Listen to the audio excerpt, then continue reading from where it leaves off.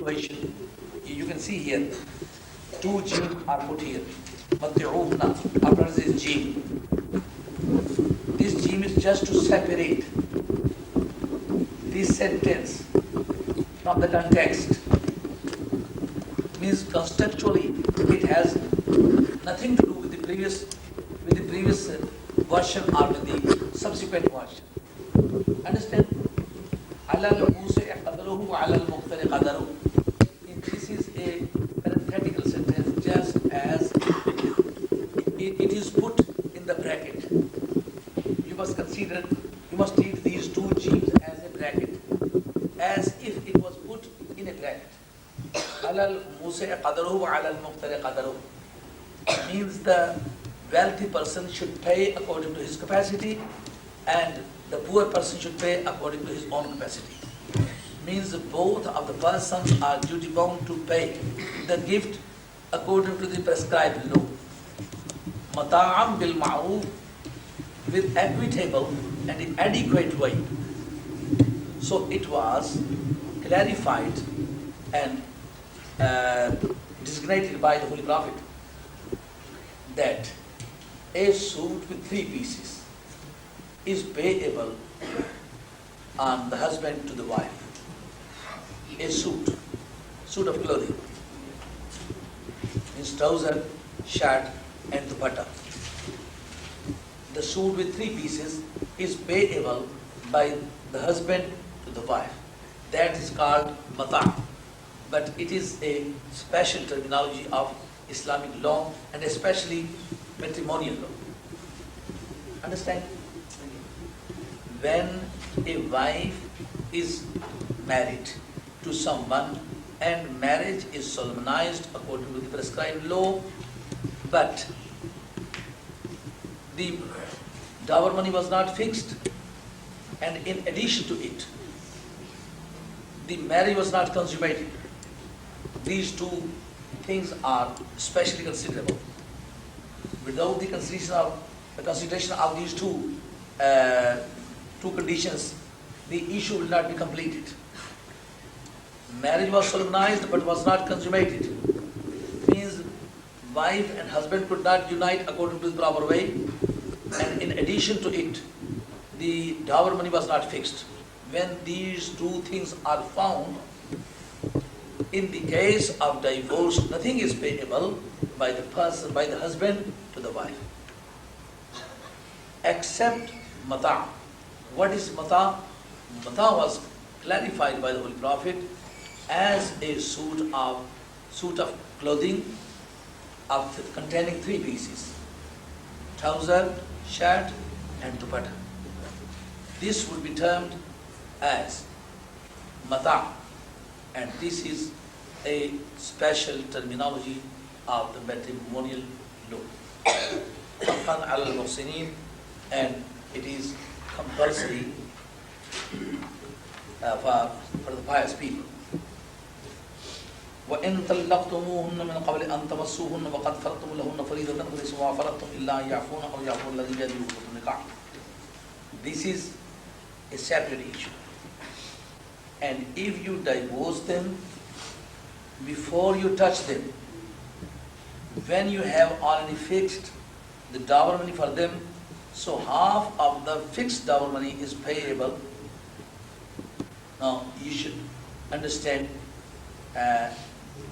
this piece exclusively. For instance, a person marries a wife and the marriage is not consummated. When the word of consummation is used in the context of marriage, it means the union of a lawful spouse according to the proper way, consummation of the marriage. And marriage was not consummated, means you married the wives, but the marriage was not consummated, means you could not unite with your wives according to the proper way. But in addition to it, you have already fixed the dower money for them, and in such a case, you divorce them. In such a situation, you will have to pay half of the fixed dowry. Understand? So the difference between this section and the previous section is only the fixation and the missing of fixation of the dowry money. This is the difference. If you have already fixed, you will have to pay half of the fixed dowry money. And if you did not fix the dowry money, nothing is payable as a dowry money to the wives except mata. Understand? Quite clear. Illa an ya'funa. But they, means the wife, remit, means half of the fixed dowry money is payable on behalf of the husband to the wife. But the remission of wives is to forgive, to remit all of it. They can have an opinion that when the consummation of marriage was not attempted, even if the marriage was solemnized and the nikah was performed, but after all, the proper object of the marriage was not achieved, therefore I am not ready to take anything on behalf of the husband. This is the remission on behalf of the wives. Or that person remits in whose end is the marriage tie. What does it mean? It means that if the person who had married the wife and now he's divorcing, he can pay the full dowry. He can have an opinion that even if I could not consummate the marriage, but yet she has offered herself as a wife to me, and it is a matter of policy of Allah that we could not meet, but the wife honestly offered herself as a wife. Therefore, it is most appropriate, most advisable on my part to pay the full dowry. This is the remission on behalf of the husband. Do you understand? Yes. Are you fully clear? وَأَنْ تَعْفُوا أَقْرَبُ لِلتَّقْوَى. So both of the suggestions were offered here. The remission on behalf of the wives and remission on behalf of the husbands. But which one is the more preferable? Quran says, وَأَنْ تَعْفُوا أَقْرَبُ لِلتَّقْوَى. And if you, means the husbands, remit, means if they pay full dowry money instead of half money, it is more advisable. Aqrabu lit-taqwa, it is very near, it is nearer to the piety. Understand? Means both of the parties can remit, but the remission on behalf of the husband is more advisable. Because الرجال قوامون على النساء, the man is preferable to the woman, therefore he should show a preferable character as compared with that of a woman. وَلَا تَنْسَوْا الْفَضْلَ بَيْنَكُمْ. And don't forget the benevolence amongst you. Means in such a disturbed affairs and domestic disturbance, you are duty bound to keep the balance of your morality. You are not allowed to pay a loose character. Means as being Muslim, your duty is to look after your character, to pay to your society a good character, a good example to be followed. Because you are forming a picture for the other society to be followed. Therefore, it is your duty to leave a good character for the society. Quran says, وَلَا تَنْسَوْا الْفَضْلَ بَيْنَكُمْ. This is a matter of benevolence. For instance, a person, a man, pays full dower money instead of half of them dower money. It means that he will leave a good impression on the mind of the wife. That even if the proper object of the marriage was not achieved, but yet he was a good man. At the last time, he paid full dower money when it was not payable by him. Only half of the dower money was payable by him, but instead he paid the full and complete dower money. It would be a good impression, good memorandum, good memory for the wife. Inna Allah ma ta'malun basir. And at the end, Allah tries to emphasize the contents of this verse.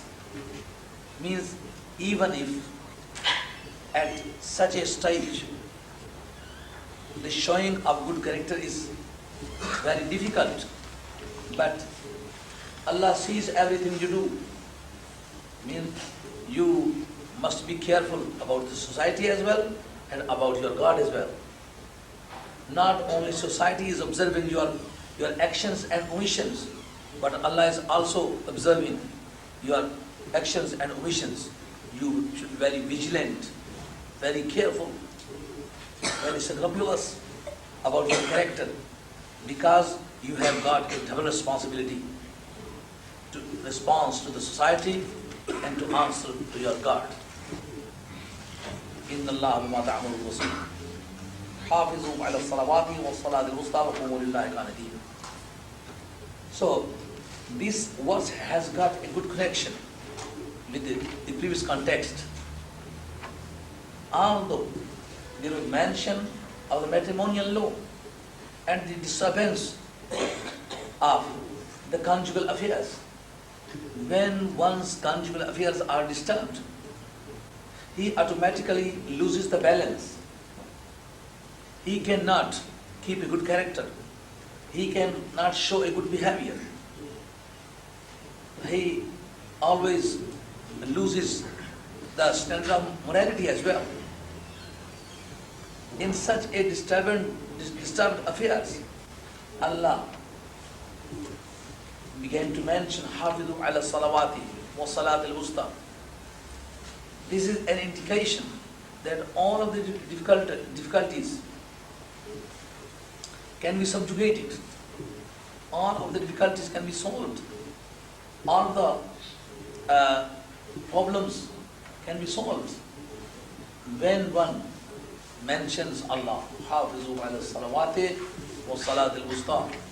Even if the matrimonial affairs, the conjugal affairs, the domestic affairs are a great problem of one's life, but yet if you contact your Allah, if you offer the prayer, if you remember your Allah, Allah will enable you to overcome the affairs, to control your problems. Hafizu ala salawati wa salat al-wusta. When a man was engrossed, absorbed in his personal affairs, in the middle of this absorption and engrossment, Allah mentioned the prayer. It means that one should be very careful, even in the middle of the waves of dangerous life. One should be very careful.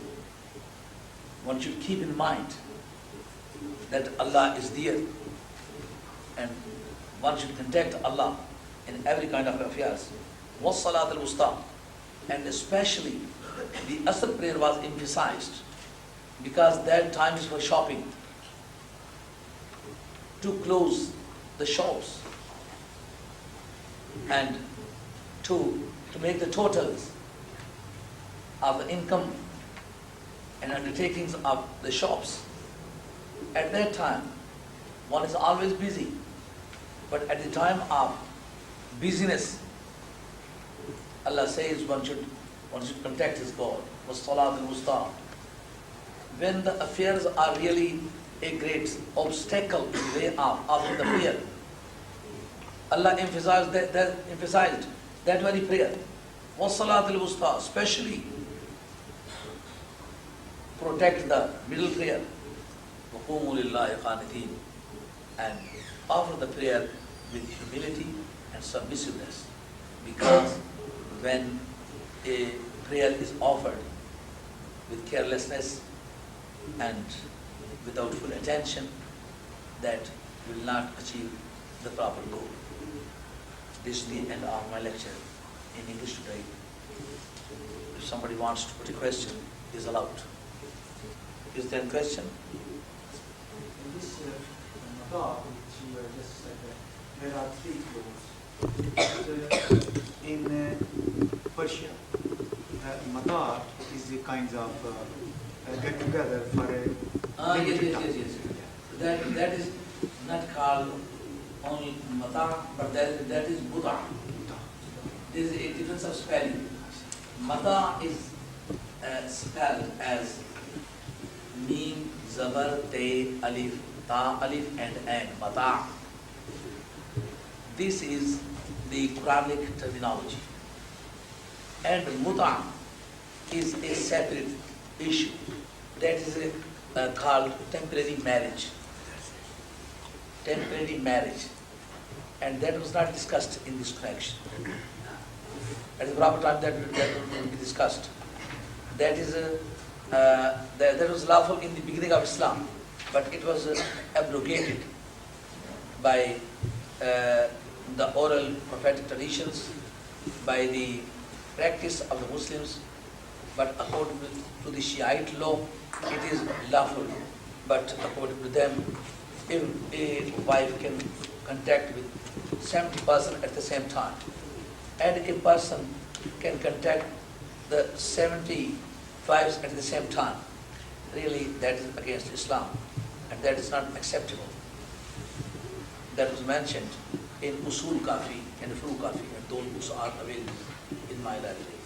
I can show. But according to Hanfiyite law, Malkite law, Shafi'ite law, Hamlite law, is these 4 schools of law of Sunnite are against it. According to them, it is not abrogated. But that is Buddha. Mim, Besh, Ta, and Zabar, and Zabar, Ta. Muta'afud. And the round Ta is changed into Ha in the case of stoppage. Muta'atun can be pronounced as Muta when you stop it. Muta. Is there any question? Is there any other question? No question at all. The person sitting behind has nothing to do with the text. They are too, sit in front. no, they are too small to understand. The text of the Holy Quran.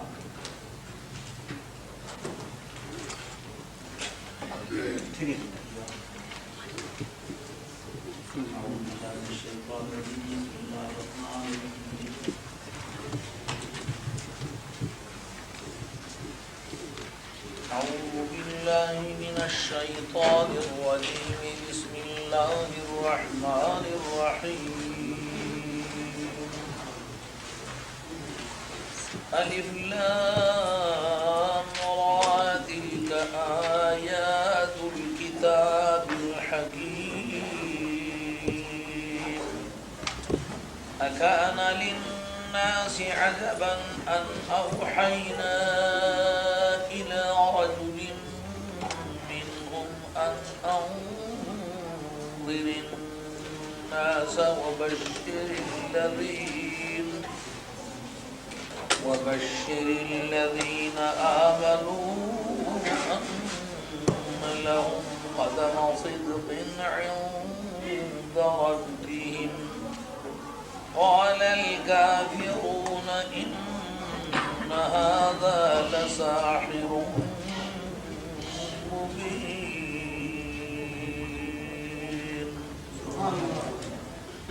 إن ربكم الله الذي خلق السماوات والأرض في 6 أيام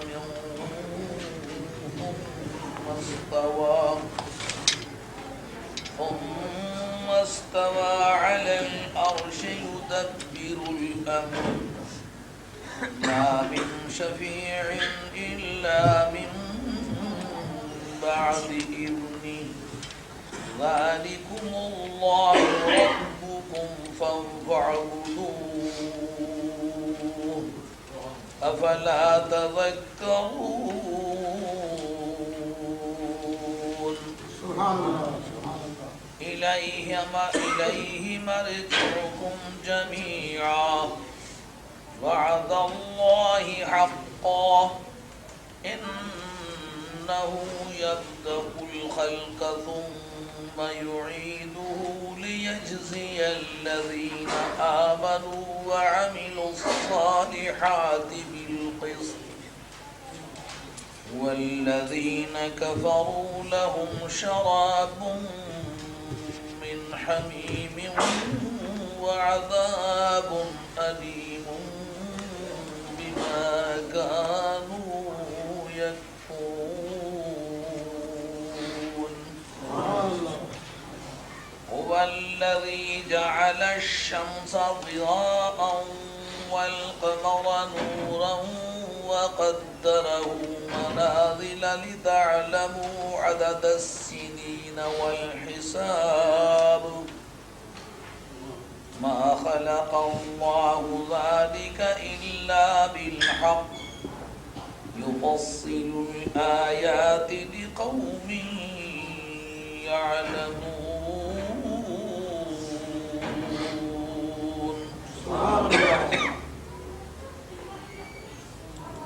إن في اختلاف الليل والنهار وما خلق الله في السماوات والأرض لآيات لقوم يتقون إن الذين لا يرجون لقاءنا ورضوا بالحياة الدنيا واطمأنوا بها والذين هم عن آياتنا غافلون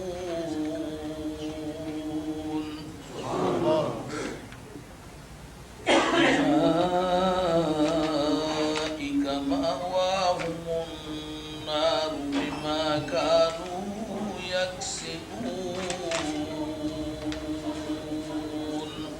سبحان الله. إن الذين آمنوا وعملوا الصالحات يهديهم ربهم بإيمانهم تجري من تحتهم الأنهار في جنات النعيم دعواهم فيها سبحانك اللهم وتحيتهم فيها سلام وآخر دعواهم أن الحمد لله رب العالمين. سبحان الله. صدق الله مولانا العظيم.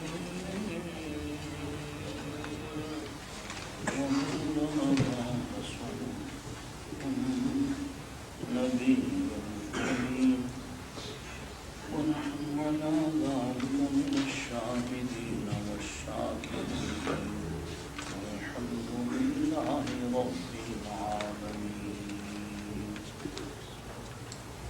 البها جل وعلا شانه وعز اسمه وتم برهانه. ارشاد باتیں الف لام را، یہ حروف مقطعات میں سے ان کے معنی کو اللہ بہتر جانتا ہے، اس کا رسول. تل کا یہ ہیں آیات کتاب کی آیتیں. الحکیم جو حکمت والی ہے، الحکیم صفت ہے الکتاب، حکمت والی کتاب کی آیتیں ہیں. دل کا اس میں اشارہ مؤنث بعید کے لیے ہوتا ہے، لیکن مجازم یہ قریب کے لیے استعمال کیا گیا. اس مجاز کا فائدہ یعنی باعتبار تعظیم معنی کے یہ بہت دور کی آیت ہے، بہت بلند ہے.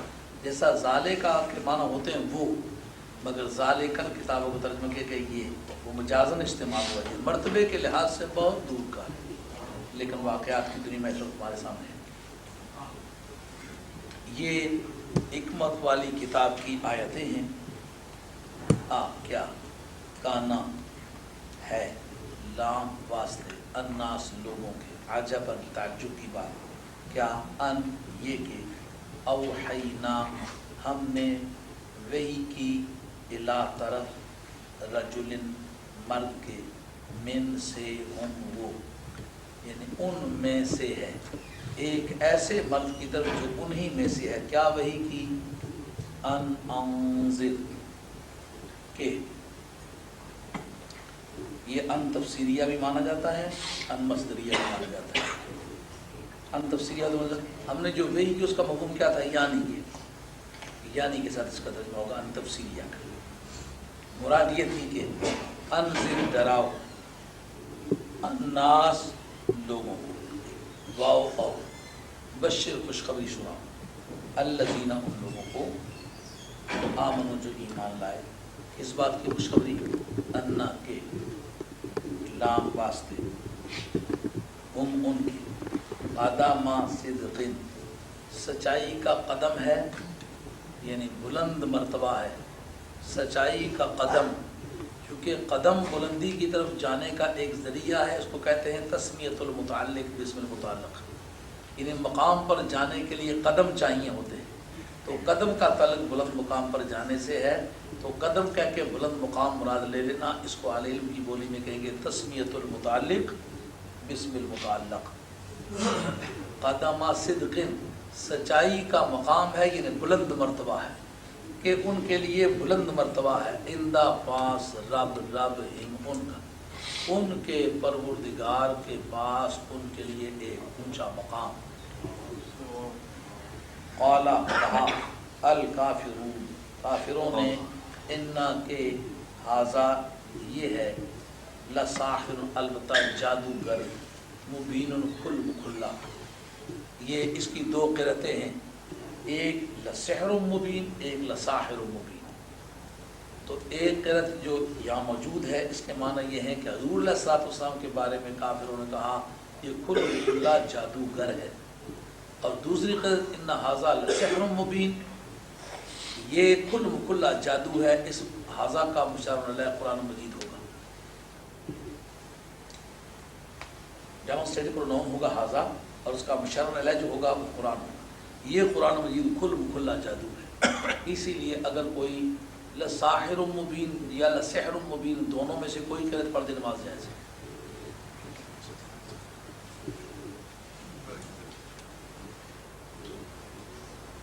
یہ کسی دوست کی گاڑی ہے جو قابل اعتراض جگہ پر کھڑی ہے، LMU 131W فورڈ گاڑی ہے، رنگ کالا ہے.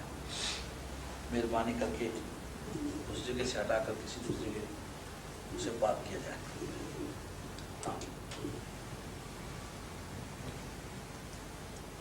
تو کیا لوگوں کے لیے یہ تعجب کی بات ہے کہ ہم نے ان میں کے ایک آدمی کی طرف وحی کی کہ لوگوں کو ڈر سنا اور ایمان والوں کو اس بات کی خوشخبری دے کہ اللہ کی بارگاہ میں ان کے لیے ایک اونچا مقام ہے.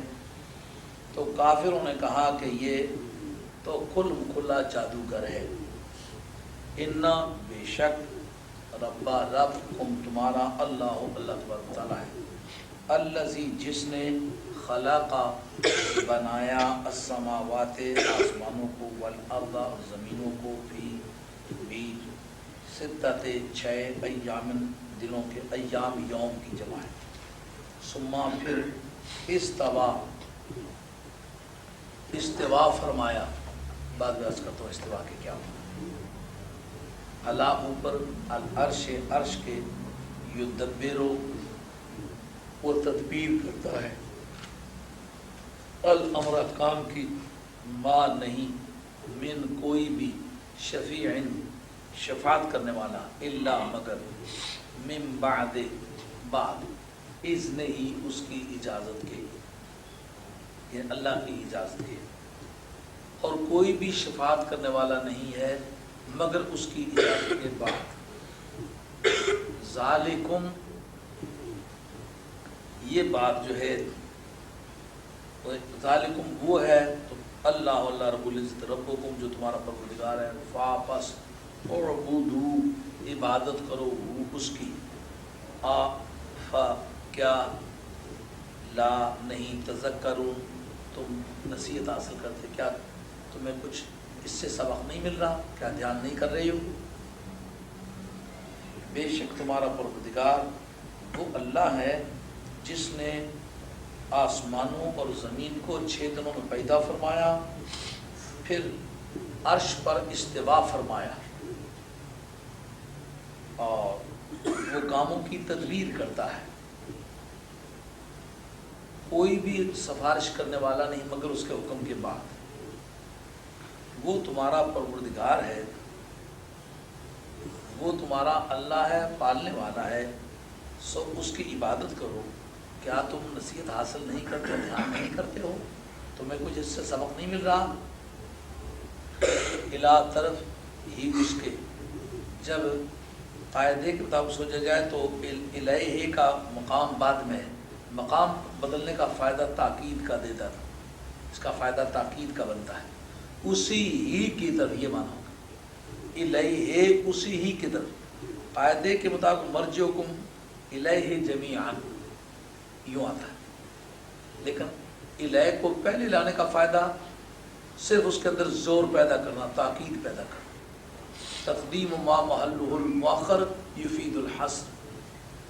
ناویوں کا یہ اصول ہے کہ جس کا مقام قاعدے کے مطابق بعد میں بنتا ہے اس کو پہلے لانے کا فائدہ حصر کلوز کرنا کہ باقی سب سے معنی چھین کر ایک اندر بند کرنے تھے. یعنی اور کسی کے پاس بھی نہیں صرف اسی کے پاس. یعنی مرجع کو اور ہر ایک سے نفی کی اور کسی کے پاس بھی تمہارا جانا نہیں ہے صرف اسی کے پاس جانا. اسی ہی کے پاس مرجع 2 معنی ہیں اس کے لوٹنے کی جگہ یا لوٹنا. ایک میں پلیس ناؤن ہے لوٹنے کی جگہ اور ایک قاعدے کے مطابق یہ مصدر میمی کہلاتا ہے جس کو نون کے طور پر رن سے آپ ریز کرتے ہیں نا ایسا رجوع سے مرجع لوٹنا. الہی مرجعکم اسی کی طرف تمہارا لوٹ کے جانا ہے جمیعاً سب کا. وعد اللہ اللہ تبارک تعالیٰ کا وعدہ ہے حقاً سچا. انا بے شک وہ یبدأ ابتداءً شروع میں الخلقہ یبدأ الخلقہ خلق کو شروع کرتا ہے یعنی پہلے ابتداءً وہ بناتا ہے. یبدأ الخلقہ وہ خلق کو ابتدا کرتا ہے یعنی پہل وہ بناتا ہے. عدم محض سے جب کچھ بھی نہیں تھا تو اس سے وہ بناتا ہے. ثم پھر یعیدو لوٹاتا ہے اس کو لے تاکہ یجزیہ بدلہ دے الذین ان لوگوں کو آمنو جو ایمان لائے و من اور عاملون انہوں نے کام کیے الصالحات اچھے بالقسط انصاف کے ساتھ. واو اور الذین وہ لوگ کفر جو کافر ہوئے نام واسطے ان کے شراب ہے یعنی مشروب ہے پینے کی شے ہے ڈرنک ہے من حمیم کھولتے پانی سے. واو اور عذاب ہے علیم المناک بما کانو یکفرون اس سبب سے کہ وہ کفر کیا کرتے تھے ان کے کفر کے سبب. اسی کی طرف تمہارا سب کے لوٹ کے جانا ہے یا لوٹنے کی تمہارے سب کے لوٹنے کی جگہ صرف اسی کی بارگاہ میں ہے. یہ اللہ کا سچا وعدہ ہے. اللہ تعالیٰ نے اپنا وعدہ سچا کیا. یہ اللہ تعالیٰ کا یہ سچا وعدہ ہے. وہ پہلی بار بناتا ہے، یعنی محض عدم محض سے خلق کی ابتدا کرتا ہے، پیدائش کی ابتدا کرتا ہے. ابتداءً وہی بناتا ہے، پھر اس کو وہ لوٹاتا ہے تاکہ ایمان والوں کو بدلہ دے، تاکہ ان لوگوں کو بدلہ دے جو ایمان لائے اور جنہوں نے کام اچھے کیے ہیں بالقسط، انصاف کے ساتھ.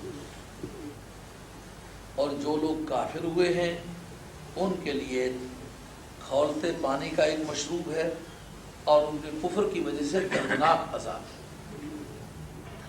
وہ والذی، وہ وا کے معنی بھی وہ، الذی کے معنی بھی وہ. تو آپ دونوں جب وہ ملیں گے تو معنی وہی رہ جائیں گے. وہی ہے جس نے جعلا بنایا الشمسا، سورج کو، ضیاءً روشنی، سورج کو ضیاء بنایا یعنی جگمگاتا بنایا، روشن بنایا. والقمر نور، چونکہ اردو زبان محدود ہے بمقابلہ عربی کے، تو دونوں کے معنی روشنی کیا جاتا ہے. تو ایک کا معنی جگمگاتا کر لو، ایک کا معنی چمکتا کر لو، مگر یہ میں اپنے طور پر آپ فرض کھڑیں گے. فی الواقع اردو زبان میں جگمگاتا اور چمکتا میں کوئی خاص فرق تسلیم نہیں ہوتا، مگر عربی زبان میں یہ وسعت ہے. جو کسی کو نور اللہ نے ذاتی طور پر عطا کیا ہو کہ یہ تیرا ہے، اس کا نام ہوتا ہے ضیاء. جو کسی دوسری چیز کو پابند کیا کہ یہ روشنی تم نے کسی سے لینی ہے، اس کو مل چکنے کے بعد اس کا نام نور ہوتا ہے.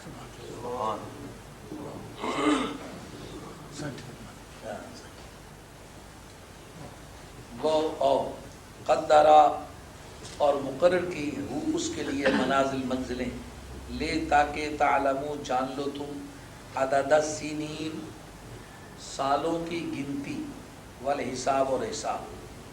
ما نہیں، خلقہ پیدا فرمایا، اللہ رب العزت نے، ذالکا اس مخلوق کو، الا مگر بالحق، حق پر مبنی، حق پر مشتمل، یفصلو کھول کر بیان کرتا ہے، الآیات نشانیاں، لے واسطے قوم کے، یعلمون جو علم رکھتی ہے. وہی ہے جس نے سورج کو جگمگاتا اور چاند کو چمکتا بنایا اور اس کی منزلیں مقرر کی ہیں، سورج چاند کی منزلیں مقرر کی تاکہ تم سالوں اور حساب کی گنتی معلوم کر لو.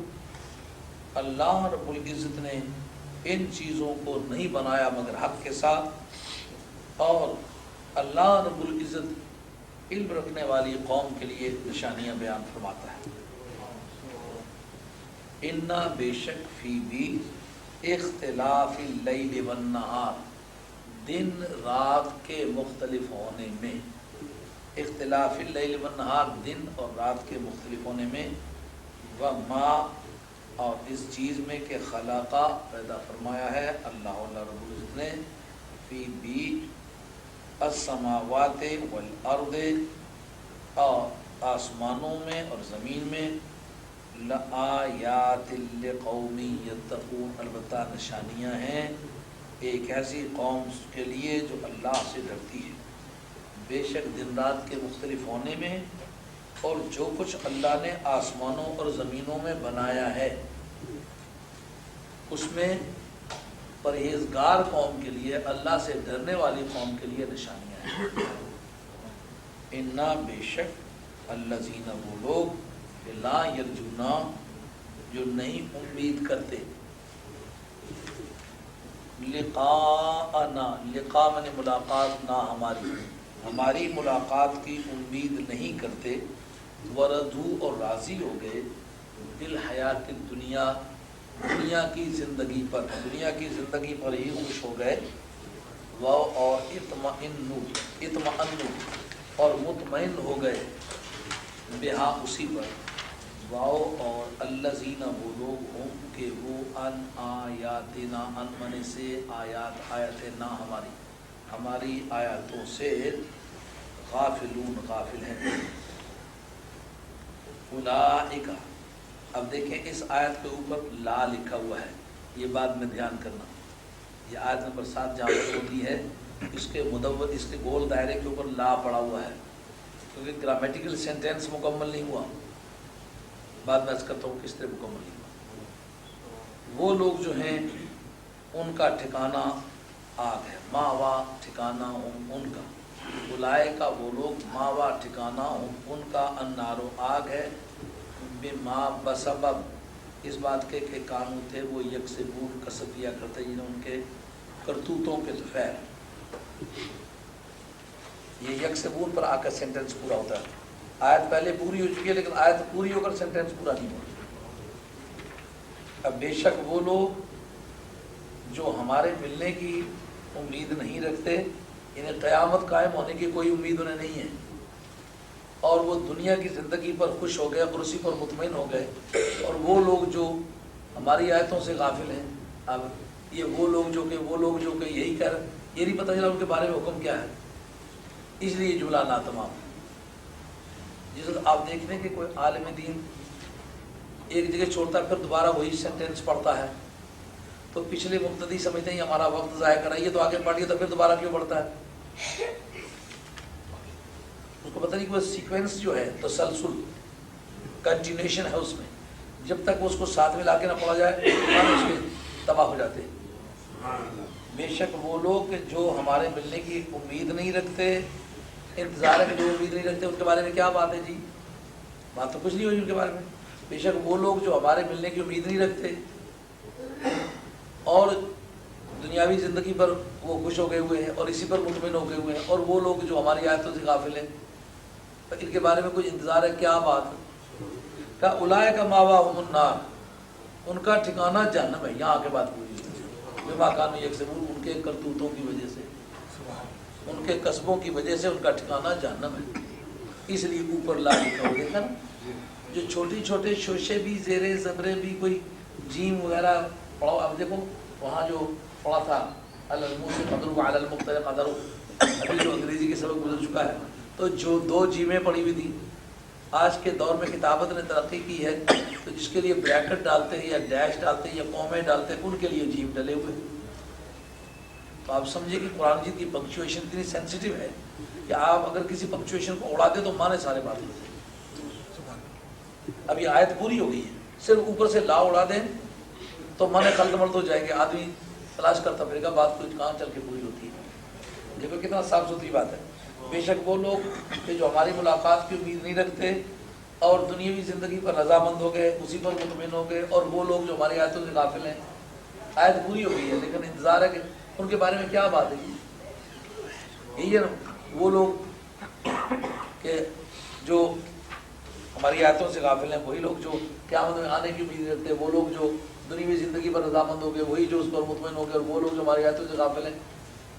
یہ تو ایک مبتدا بن رہا ہے، سبجیکٹ آف دا سینٹینس بن رہا ہے لیکن پریڈیکیٹ آف دا سینٹینس نہیں ہے، نامکمل ہے.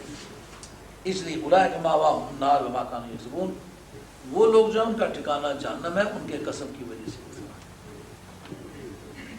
انا بے شک الذین وہ لوگ آمنوا جو ایمان لائے اور عملوا کام کیے الصالحات اچھے، یادی ہدایت کرتا ہے انہیں رب ان کا.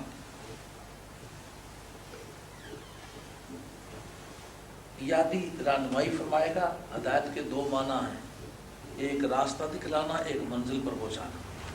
یہاں راستہ دکھلانا بھی معنی صحیح ہے لیکن منزل پر پہنچانے کے معنی زیادہ واضح بنتے ہیں. اللہ تعالیٰ انہیں راہ دے گا، راستہ دکھلائے گا یا منزل پر پہنچائے گا بے ایمان ہے، بسبب ان کے ایمان کے. بات میں عرض کرتا ہوں اس سے کیا نتیجہ نکلتا ہے.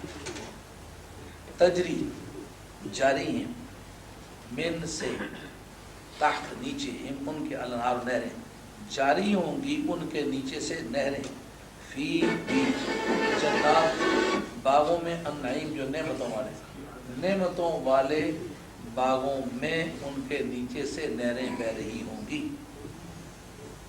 بے شک جو ایمان لائے اور انہوں نے اچھے کام کیے ان کا پروردگار ان کے ایمانوں کے طفیل، ان کے ایمانوں کی وجہ سے منزل پر پہنچائے گا. اور نعمتوں والے باغوں میں ان کے نیچے سے نہریں بہ رہی ہوں گی. بعد میں عرض کرتا ہوں. دعویٰ پکار ہم ان کی فی بیچ ہاں ان جنتوں کے کیا ہوگی؟ سبحانکا. سبحانہ اصل میں نسبح ہو، اس میں اول میں معذوف تسلیم ہوتا ہے. نسبح سبحانکا، پاکیزگی بیان کرتے ہیں ہم تیری. نسبح سبحانکا، ہم تیری پاکیزگی بیان کرتے ہیں. اللہم، او ہمارے اللہ، اے ہمارے اللہ ہم تیری پاکیزگی بیان کرتے ہیں. واو اور تحیت، ملاقات کے وقت کا پہلا بول. تحیت ملاقات میں جو پہلا بول بولا جاتا ہے، فیہا اس میں سلام و سلام علیکم، تم پر سلام ہو. وآخر دعواہم، اور آخری پکار ان کی کیا ہوگی؟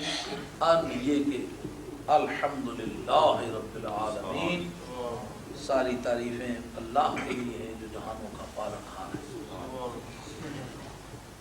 ان کی اس میں پکار ہوگی اے اللہ ہم تیری پاکیزگی بیان کرتے ہیں. ان کی ملاقات کا پہلا بول سلام ہوگا، اور ان کی آخری پکار یہ ہوگی کہ ساری تعریفیں اللہ کے لیے ہیں جو جہانوں کا پالنہار ہے. آیات طیبات کا ترجمہ آپ حضرات کی گوشت. اس سورت شریف کا نام ہے سورہ یونس. سورہ یونس کا نام سورہ یونس غالباً آیت نمبر 93 میں یونس علیہ السلام کا بڑا مختصر سا ذکر ہے. تو کسی خاص واقعے کی وجہ سے، جیسا گائے کا واقعہ سورہ بقرہ میں ہے تو 2.5 پارے کے قریب کی آیت سورت جو ہے گائے کے نام پر اس کا نام پڑ گیا سورہ بقرہ، گائے والی سورت. تو حضرت یونس علیہ السلام کا نام نامی اور اس میں گرامی اس لیے اس کو دیا گیا کہ حضرت یونس علیہ السلام کا آگے ذکر آ رہا ہے. اس دنیا میں رسول کا نام یونس پڑ گیا، اس کے سوا کوئی نہیں. اور یہ مکہ شریف میں نازل ہوئی ہے. اکثریت اور جمہوریت کا خیال یہ ہے، جمہور صحابہ اور تابعین کا، کہ یہ ساری کی ساری مکی ہے، مکہ شریف میں نازل ہوئی ہے. لیکن ایک طبقہ عالی علم کا اس وقت بھی ہے کہ اس میں چند آیات ایسی ہیں، غالباً ایک آیت نمبر 43 ہے، غالباً ایک 94 95 96 یہ آیتیں مکہ شریف میں نازل ہوئی ہیں. مگر اس مذہب کو جمہور نے تسلیم نہیں کیا. اکثریت اسی طرف ہے کہ یہ مکہ شریف میں نازل ہوئی ہے کیونکہ اس کے لیکچر کی ساری بناوٹیں، مضمون کی ساری ساخت اور طرح گفتگو، انداز سخن، اسلوب بیان اور بیان کے اندر پائے گئے ہوئے مضامین، سب کا مواد اس طرح کا لگتا ہے کہ یہ مکے کے لوگوں سے یہ بات چیت ہو رہی ہے. تو قیاس کے قریب اور واقعات کی تحقیقات کے قریب یہی بات بڑھتی ہے کہ یہ ساری کی ساری مکہ شریف میں. اور جو بنیادی عوامل ہیں وہ بھی یہی ظاہر کرتے ہیں کہ یہ مکہ شریف کے سوا کسی جگہ نازل نہ ہوئی ہو، کیونکہ بنیادی طور پر چند پوائنٹ اس میں ڈسکس کیے گئے ہیں. ایک تو یہ توحید باری تعالیٰ، اس میں کثرت سے زیر بحث آئی. مدنی صورتوں میں اگرچہ توحید باری تعالیٰ کا ذکر ہے لیکن بہت کم، کیونکہ آل مدینہ اکثر و بیشتر آل کتاب تھے. اگر آل کتاب نہیں تھے تو آل کتاب کے ساتھ بیٹھنے اٹھنے کی وجہ سے اتنا وہ از خود تسلیم کر رہے تھے کہ خدا کی ہستی ہے اور وہ وحدہ لا شریک ہے. تو اس لیے توحید کے بیانات بمقابلہ مکے والی صورتوں کے مدنی صورتوں میں کم پائے جاتے ہیں، کیونکہ جس طرح کا مخاطب ملے حال مخاطب کے مطابق کلام کا وارد کرنا یہ بلاغت کا بنیادی مقتضا ہے. ایک بلیغ کی ڈیوٹی ہے کہ جس سے بات کر رہا ہو اس کا حال دیکھے اس کا حال کیسا ہے. قرآن مجید نے اپنے الفاظوں کے مطابق سمجھایا ہے. جس طرح کا مخاطب ملتا رہا اس طرح کا واز ہوتا رہا. تو آج کے حالات میں قرآن عظیم کا وہ پورشن زیادہ تر عام تقریروں اور جلسوں میں بیان ہوتا ہے، جس طرح کا مخاطب مل جاتا ہے اس کے حال کی جو ڈیمانڈ ہوتی ہے اس کی روشنی میں اس کو واضح کیا جاتا ہے. یہ جو پورا قرآن مجید کر رہے ہیں یہ بھی حال کا تقاضا ہے کہ جو لوگوں کی شعوری ڈیمانڈ ہے وہ تقاضا کر رہی ہے کہ فل انفارمیشن ہمیں ملے تاکہ ہم پوری طرح اس پوزیشن میں آئیں کہ ایک جامع اور فائنل رائے قائم کر سکیں کہ یہ کام ہمارے لیے درست ہے یا نادرست ہے، یہ کرنا ٹھیک ہے یا غلط ہے۔ تو بنیادی طور پر آل مکہ اللہ تعالیٰ کی توحید کے منکر تھے، اس میں اکثر شرک کا رد اور توحید کا بیان ہے۔ ایک بات۔ نمبر 2 کہ نبی کریم علیہ الصلوۃ والسلام کے بارے میں ان کا ایک خیال یہ تھا کہ یہ ہمارے جیسے آدمی ہیں، صورت بشری میں ہمارے پاس پہلے سے تشریف رکھتے ہیں، تو اگر کلام الہی کو آنا ہی تھا تو کسی بڑے آدمی پر کلام آتا کہ اس کی وجہ سے کلام کی بھی عزت ہوتی، آسانی سے وہ انفورسیبل بھی ہوتا۔ تو اس ضمن میں قرآن مجید جگہ جگہ استدلال کرے گا کہ اللہ رب العزت نے ایک شخص کو جو کہ انسانیت کا نام رکھتا ہے اور صورت بشری رکھتا ہے، اس کو جو یہ عطیہ دے کر کے بھیجا، تو یہ انپریسیڈنٹڈ چیز نہیں ہے، یہ غیر مثالی چیز نہیں ہے، اس سے بیشتر اس کی مثالیں پیش ہو چکی ہوئی ہیں، جن کو تم پہلے سے پیغمبر تسلیم کر چکے ہوئے ہو، جن کی نبوت و رسالت کو دوران گفتگو تم بارہا خود اپنے لیکچرز میں ذکر کر چکے ہوئے ہو۔ اگر وہ انسانی سوسائٹی میں فرشتے تھے تو آئے، پھر تو تمہارا آج کا یہ سوال بجا ہے۔ اگر تم انہیں انسان تسلیم کرتے ہوئے بھی پیغمبر تسلیم کرتے ہو تو تمہیں ماننا ہوگا کہ یہ بات تم نے پہلے سے سمجھی ہوئی ہے کہ بشری سوسائٹی میں صورت بشری رکھنے والی شخصیت ہی تبلیغ کے لیے اور منصب نبوت اور رسالت کے لیے زیادہ فٹ ہے۔ دوسرا یہ بیان۔ اور تیسری بات یہ کہ آل مکہ جو تھے قرآن عظیم کو اور صاحب قرآن کو دونوں کو یہ الزام دیتے تھے کہ یہ قرآن مجید جادو ہے، قرآن والا جادو ہے۔ تو درمیان میں ایسے عوامل بیان کیے گئے ہیں جس سے یہ واضح کر دینا مراد ہو کہ جو جادو کے خواص ہیں وہ نہ اس سائد میں پائے جاتے ہیں نہ اس کے کلام میں پائے جاتے ہیں۔ اور چوتھی بات یہ تھی کہ آل مکہ قیامت کے منکر تھے، مر کے دوبارہ اٹھنے اور اللہ کی بارگاہ میں جواب دہ ہونے کے بارے میں ان کا کوئی عقیدہ نہ تھا۔ تو دراصل اعمال صالحہ کی بنیاد جو ہے وہ قیامت میں جواب دہ ہونے کا عقیدہ ہے۔ آج بھی جس آدمی کی سچائی کو آپ پرکھنا چاہیں تو دیکھیں اس کے روزانہ کی سرگرمیوں میں قیامت کا شعور ملتا ہے۔ حضور نے نبی کریم علیہ الصلوۃ والسلام نے اللہ کے پیارے بندوں کا ذکر کرتے ہوئے ارشاد فرمایا کہ اللہ کے پیارے بندے وہ ہوتے ہیں کہ من ذکرکم باللہ رؤیتہ، جن کو دیکھو تو رب یاد آئے، اور من زاد فی علمکم منطقہ، جب اس کے ہونٹ ہلیں تو تمہارے علم میں اضافہ کر دیں، اور من ذکرکم بالآخرۃ عملہ، جس کی روزانہ کی سرگرمیاں دیکھو، اس کے اعمال دیکھو، تو اس کے پھونک پھونک کر قدم رکھنے سے یہ جائزہ ہو رہا ہو کہ یہ بے تحاشا دھڑا دھڑا عمل نہیں کر رہا، پھونک پھونک کے قدم رکھ رہا ہے، معلوم ہوتا ہے اس کو یقین ہے کہ میں قیامت میں جا کر کے اللہ کی بارگاہ میں جواب دہ ہوں۔ اس کے روزانہ کے اعمال میں قیامت کی جواب دہی کا شعور عملی طور پر ملتا ہو، اس کے اعمال دیکھو تو قیامت یاد آئے۔ تو ایسے بندے اللہ کے پیارے بندے۔ تو چونکہ قیامت کا عقیدہ ان کا نہیں تھا، اس لیے جگہ جگہ قیامت کے قیام پر استدلال ملتا ہے۔ تو یہ بنیادی طور پر چند عوامل 4-5 آئٹم ہیں جس پر کہ سورہ یونس میں بحث کی گئی ہے۔ اب ان کو مد نظر رکھا جائے تو پھر مسائل کا سمجھنا بڑا آسان ہوگا۔ سب سے پہلے تو اللہ تبارک تعالیٰ نے فرمایا کہ الف لام را، یہ حروف مقطعات میں سے جن کے معنوں کے بارے میں صاحب روح المعانی نے بڑا خوبصورت لکھا ہے۔ وہ کہتے ہیں ان کے معنی اللہ جانتا ہے، اس کا رسول جانتا ہے، اور اللہ تعالیٰ کے کامل اولیاء جانتے ہیں۔ انہوں نے کہا کہ اللہ کے کامل اولیاء کے ساتھ بعض یہ کلمات باتیں کرتے ہیں، جس طرح کہ کنکریوں نے سرکار سے باتیں کی تھی، یہ کلمات اللہ کے ولیوں سے باتیں کرتے ہیں، معنی خود اپنے بتاتے ہیں۔ یہ تفسیر روح المعانی نہیں ہے، لیکن عام لوگوں کو اس کی تفسیر کرنے کا حق نہیں ہے۔ ایسی تفسیر یا ایسا ترجمہ جو عقل کے بھی قریب ہو اور قرآن مجید اور حدیث کے مجموعی اور جوہری معنی کے موافق ہو ایسا کرنا مباح بھی ہے، مگر اس پر کسی عقیدے یا کسی عمل کی بنیاد نہیں رکھی جا سکتی، کیونکہ اس کے معنی جو ظنی ہوں گے، تو جب معنی ظنی ہوں گے تو عمل کرنا مشکل ہوگا۔ تلک آیات الکتاب الحکیم، یہ حکمت والی کتاب کی آیتیں ہیں۔ جس طرح لا ہوتا ہے نا، تو لا کے فیس پر لکھا تھا یہ فلاں مہینے کی فلاں تاریخ یہ قانون پاس کیا گیا تھا، اس کی اتھارٹی یہ ہے اور اس کا ریلم یہ ہے، اس کا پریسکرائبڈ ایریا، ہاں کس جگہ انفورسیبل کی ہوگا، یہ کس جگہ اس کی انفورسمنٹ ہوگی، اس کا جورسڈکشن یہ اس کے کیا ہے، اس کا دائرہ عمل دائرہ اختیار کیا ہے۔ اس قرآن عظیم کی آیاتوں صورتوں کے فیس پر کچھ چند جملے ایسے ہوتے ہیں جو اس کی اپلیکیشن کا دائرہ متعین کرتے ہیں۔ بعض وقت اس کی معنوی انٹینسٹی جو ہے اس کے اندر قوت پیدا کر کے جس طرح قانون کا فیس بتا دیتا ہے نا کہ یہ بنایا کس نے ہے اور لگایا کہاں جائے گا۔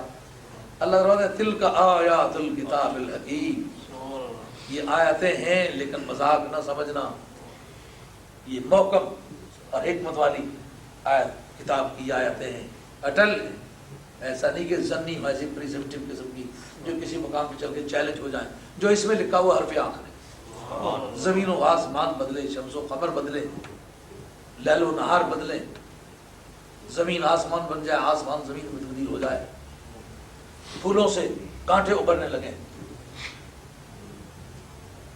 اس کے باوجود بھی اس میں کوئی فرق نہیں آئے گا، اس نے اسی طرح رہنا اور سچائی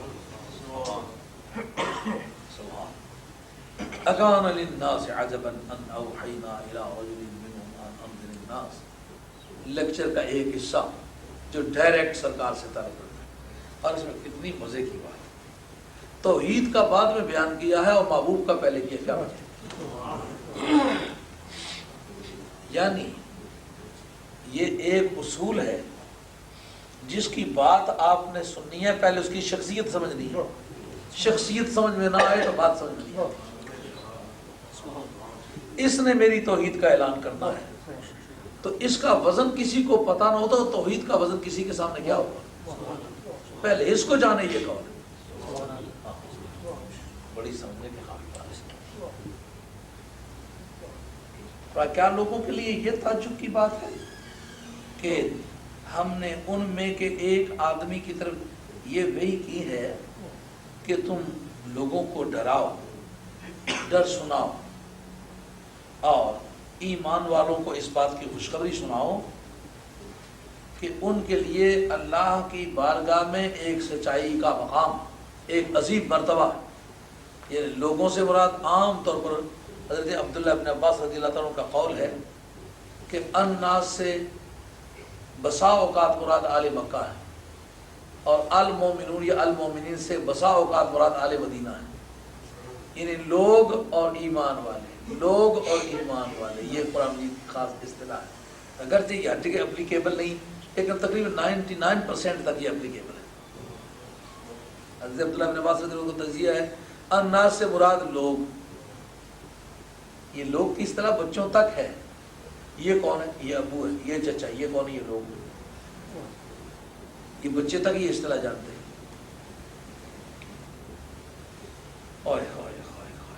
لوگوں کو ڈراؤ، یعنی آل مکہ کو ڈر سناؤ کہ جو کچھ تم کر رہے ہو اپنے لیے کانٹے بو رہے ہو، اپنے لیے نار جہنم کا انتظام کر رہے ہو، اور ایمان والوں کو اس بات کی خوشخبری سناؤ کہ تمہارے لیے ایک بہت بلند ترین مقام ہے۔ لیکن لفظ ایمان کے بعد مقام بلند کا ذکر کیا ہے، جس سے پتہ چلا کہ اہل سنت کا یہ عقیدہ کہ بنیادی طور پر مقام کا تعین ایمان کی وجہ سے ہوتا ہے، مرتبے میں ترقی جو ہوتی ہے وہ اعمال صالحہ کی وجہ سے ہوتی ہے، لیکن بنیادی طور مقام کا جو تعین ہے وہ ایمان سے ہوتا ہے۔ یہ آگے آنے والے بیان میں یہ بات اور زیادہ واضح ہونے والی ہے۔ سبحان قال الکافرون ان ھذا لساحر مبین، کافروں نے کہا کہ یہ تو کھل کھلا جادوگر ہے۔ اگر لساحر مبین پڑھیں جیسے کہ قرآن کی میں لکھا ہوا ہے تو اس سے سرکار مراد ہے کہ سرکار کھل کھلے جادوگر ہے۔ کیوں بھائی؟ لفظ جادوگر جو ہے اس میں ایک ایسی بات مضمر ہے جس کو آج کے حالات میں آپ منکروں کے سامنے پیش کر سکتے ہیں۔ وہ کس طرح؟ آج کا کلمہ پڑھنے والا اس گستاخی کی جرت کر رہا ہے جس گستاخی کی جرت کبھی کفار مکہ نے نہ کی تھی، اور یہ انتہائی افسوسناک بات ہے۔ گلائے وفائے جفا نما جو حرم کو اہل حرم سے ہے، کبھی بت کا دے بیاں کروں تو صنم بھی کہے غنی۔ آج کے کلمہ پڑھنے والے لوگوں میں ایک طبقہ ہے جو کمالات کا منکر ہے۔ کفار مکہ سرکار کے کمالات کے منکر نہیں تھے۔ کس سے ثابت کرتا ہوں؟ یہ ساتھ مبین جو قائد سے ثابت کرتا ہوں۔ اگر کوئی کہے کہ تم کفار مکہ کے بارے میں یہ دعویٰ کس نے کر سکتے ہو کہ وہ سرکار کے کمالات کے منکر تھے، بڑی خوبصورت بات ہے، یاد رہے تو آپ کو بڑی مدد دے گی، یہ ضمیر میں روشنی لاتی ہے۔ کہیں کہ کفار مکہ سرکار کے کمالات کے منکر نہیں تھے، اٹل بات۔ تو کہا پھر کافر کیوں ہوئے؟ کہا کفر کی وجہ کمالات کا منکر ہونا نہیں ہے، جیتے کمالات کا منکر ہونا ہے۔ کمالات کا پہلو کیا تھا؟ آج کمالات کے پہلو کو مانتے ہیں لیکن کمالات کے انکار کرتے ہیں۔ یہ بنیادی بات دیکھیں گے کہ یہ کیا صورت بن گئی۔ جادوگر انہیں کیوں کہنے کی ضرورت پڑی؟ اس لیے کہنے کی ضرورت پڑی کہ جب چاند ٹوٹتا دیکھا تو یہ مشاہدہ تھا، اس کا کوئی انکار نہیں کر سکتا تھا کہ ٹوٹا ہے بھائی، کس نے توڑا ہے؟ کہ اس نے توڑا ہے، وہ انگلی سے کی اٹھی ہے، اور ویسے اتفاقاً نہیں چیلنج کیا تھا۔ جو مسجد بلال ہے مکہ شریف میں حاضر ہوئی ہے آپ نے بھی، تو آج بات سنا وہاں کوئی کسی شہزادے کی بلڈنگ بن گئی ہوئی ہے، ہاں، لیکن کبھی کی بات ہے کہ وہاں ایک چبوترا سا ہوا کرتا تھا اور ایک مسجد بلال ہوا کرتی تھی، وہاں کچھ کے حاضری کے شرف ملا ہے جی جی۔ تو وہ چبوترا جو تھا دراصل وہ مقام تھا، اور وہ مکے والوں کی عادت تھی جب کسی ایسی چیز کا اعلان کرتے تو جو سب کو پہچان مراتے تو وہاں ذرا دیکھیں سرکار کے کانفیڈنس کی بات، سرکار کو کتنا فل کانفیڈنس ہے کہ جو چاہوں گا اللہ کے فضل سے ٹوٹے۔ تو وہاں کھڑے ہو کے کہنا یہ تنہائی کی بات نہیں کہ صرف صدیق اکبر ہی گوا رہے، فاروق اعظم ہی گوا رہے، نہیں، دوست بھی گوا رہے، دشمن بھی گوا رہے۔ حضرت عبداللہ بن مسعود کہتے ہیں وہ دھوم پڑ گئی، فشہدو فشہدو، اور دیکھو دیکھو دیکھو، سرکار نے اس نے انگلی اٹھائی، اس طرح اشارہ کیا، چاند کے 2 ٹکڑے ہوئے، تو چاند کے 2 ٹکڑے ہو کے نبی کریم علیہ السلام کی بغلوں سے گزر کے واپس چاند گیا۔ تو یہ منظر کائنات نے دیکھا، اور بخاری شریف میں شق القمر مستقل باب، کتنی عجیب بات ہے۔ تو اس پر شق القمر کی بے شمار حدیث بھی ہیں، یہ امام ابن کثیر نے تفسیر میں اللہ تعالیٰ کا بہت کثرت سے ذکر کیا ہے۔ تو یہ کہ ایک طبقہ دور حاضر کے مفسرین کا ہے، طبقہ نہیں، وہ شخص ہی ہے ایک بیچارہ، وہ کہتا ہے کہ یہ کہ چاند ٹوٹا یہ برحق ہے، قرآن سے ثابت ہے۔ یہ کہ سرکار نے توڑا کہ اس پر بڑی کمزور شاعتیں ملتی، ظالم، چاند ٹوٹنا چھوٹے درجے کی بات ہے، خدا کا محبوب ہونا بڑے درجے کی بات ہے۔ اگر چاند نہ بھی ٹوٹا ہوتا تو جو محبوب تھا محبوب وہی تھا، کیا وجہ ہے محبوب کبریا کے لیے ایک ہلکے درجے کی بات تسلیم کرنا ہے تو گریز کر رہا ہے۔ تو اب ٹوٹ گیا، سب نے مانا ٹوٹا ہے، جی توڑا ہے، کس نے توڑا؟ اس نے توڑا، انگلی اس کی اٹھی ہے، ٹوٹ گیا، بغلوں میں سے اسی کے گزرا ہے، اسی نے توڑا ہے۔ لیکن اب اسی نے توڑا یہ تو ڈٹرمن ہو گیا، اس ڈٹرمنیشن کے بعد یہ فیصلہ کرنا کہ کلمہ پڑھنا ہے کہ نہیں۔ مسلمان کا اب تو تمہیں ماننا ہوگا، کلمہ پڑھنا ہوگا، پڑھو آپ کلمہ، باتیں کرتے تو سچا ہوا تو پڑھیں گے۔ اور حالانکہ یہ بات پہلے طے ہو چکی ہوئی تھی کہ جادوگر کا جادو زمین پر چل سکتا ہے، آسمان پر نہیں چل سکتا، لیکن پھر بھی مجبور ہو کہنے لگے کہ یہ جادوگر ہے۔ جادوگر کا لفظ بتاتا ہے چاند کا ٹوٹنا سرکار کے ہاتھ کے ذریعے سے انہوں نے تسلیم کیا۔ وہ ایک آدمی نے پکڑی ہوئی ہے، وہ کہتا ہے میں عربیوں میں پڑھا لکھا نہیں ہوں، یہ جتنی باتیں تو کرتا ہے میری سمجھ میں نہیں آتی، مہربانی کر کے یہ میری گو بات کرے کہ تو سچا رسول ہے تو اب اس کا مقصد یہ ہوا کہ وہ کسی کجبیسی کے ذریعے سے بھاگنا ہی چاہتا تھا. سرکار اگر یہی شرط قرار پائی ہے تو گو بتا میں اللہ کا سچا رسول ہوں کہ نہیں. گو اس کی بغل میں بول اٹھی کہ اللہ کا سچا رسول. اب بتاؤ کیا اس کا جواب. اب انہیں یہ کہنے پر مجبوری ہوئی کہ یہ کمالات ہم مانتے ہیں لیکن تم نبوت کی وجہ سے یہ کمالات مانتے ہو, ہم یہ کمالات جادو کی وجہ سے مانتے ہیں. ان کمالات کی جہت تمہارے نزدیک نبوت ہے, ہمارے نزدیک جادو ہے. مگر جو کمالات ہی نہیں مانتا معلوم ہوا کہ جو گناہ اس وقت کے کافروں نے نہیں کیا تھا یہ کر رہا ہے. اور پھر جو ہم بات کرتے ہیں ہمیں گھور کے دیکھتا ہے, کیا میں مسلمان نہیں ہوں یار, ہم تیرے اسلام کی بحث میں نہیں پڑھتے. لیکن وہ اعلیٰ حضرت رحمۃ اللہ علیہ کرے مصطفیٰ کی اہانتیں کھلے بندوں ان پہ یہ جرأتیں کہ میں کیا نہیں ہوں محمدی, ارے ہاں نہیں, ارے ہاں نہیں. کافروں نے کہا کہ یہ کھل کھلا جادوگر ہے. اب حضور نبی کریم صلی اللہ علیہ وسلم پر گفتگو ہونے کے بعد توحید پر گفتگو ہوئی. کفار مکہ کے مقابلے میں یہ لیکچر موقع محل کی مناسبت سے مقتضائے حال ہے کہ ان ربکم اللہ الذی خلق السماوات والارض فی ستۃ ایام, تمہارا پالن ہار وہ اللہ ہے جس نے آسمانوں اور زمین کو 6 دنوں میں بنایا. تو جب زمین و آسمان نہ بنے تھے تو ان کو بنایا 6 دنوں میں, تو دنوں کا تعلق تو زمین آسمان سے ہے, چاند سورج کا تعلق تو آسمانوں سے ہے. تو جب آسمان ہی نہیں تھے تو چاند سورج بھی نہیں تھے, تو دن رات بنانا تو چاند سورج کے انقلاب کا کام ہے. تو جب وہی نہیں تھے تو پھر دن کس طرح ہوئے. اس لیے اہل علم کہتے ہیں کہ جس طبقے نے یہ کہا ہے کہ قرآن مجید میں معنی مجازی ہے ہی نہیں, وہ غلطی پر ہے. اس کا ترجمہ بتلایا کیا کرے گا. جب دن رات تھے ہی نہیں تو اس وقت یہ کہنا کہ 6 دنوں میں بنایا, مطلب 6 دنوں کے مقدار میں بنایا. اتنا ٹائم خرچ کیا جتنے 6 دنوں کا ٹائم ہوتا ہے. یہ کیوں؟ ایک ضابطے اور سلیقے سے کام کرنا سکھلایا. دن تو 7 ہے لیکن بنایا 6 دن میں کہ 1 دن کی چھٹی بھی کر لیں. یہ بعض مولویوں بچارے کچھ 7 دنوں میں ایک چھٹی بھی یو کے میں نہیں ملتی, یہ جانتی ہے. خدا نے بھی جب زمین و آسمان بنائے تو 6 دن میں بنایا, 1 دن کی چھٹی تسلیم ہوئی. لوگ ہمیں آ کر کے کہتے ہیں بھائی آپ کس طرح سے گزارتے ہیں. میں نے کہا اللہ اللہ کر رہے ہیں, ہمارے یہاں تو بہت سکون ہے. تو کہتے ہیں ہمیں تو 7 دن میں 1 دن بھی چھٹی نہیں ملتی. لیکن یہ پتہ باری تعالیٰ خدا میں ادھر جاتا ہے.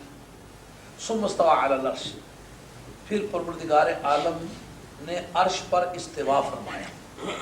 اب یہ مسئلہ پورے قرآن مجید میں ایک ایسی بحث ہے جس نے بے شمار فرقوں میں قوم کو تقسیم کر دیا ہے, جنہوں نے اس مسئلے کو دیانتداری سے سمجھنے کی کوشش نہیں کی. امام مالک رحمۃ اللہ پوچھتے ہیں, ان سے پوچھا گیا کہ استوا علی العرش کیا؟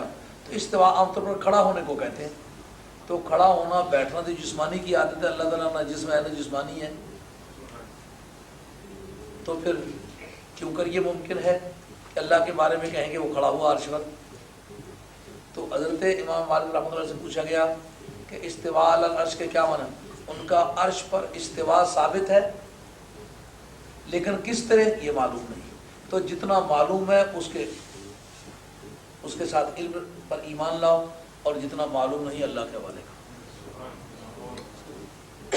اس کا ترجمہ بعض عالم نے یہ کیا کہ پھر پروردگار عالم چھا گیا عرش پر, یعنی عرش کو پیدا کیا تو اللہ تبارک تعالیٰ نے عرش کو اپنے خاص آغوش میں لے لیا. یہ سارے معنی درست ہیں.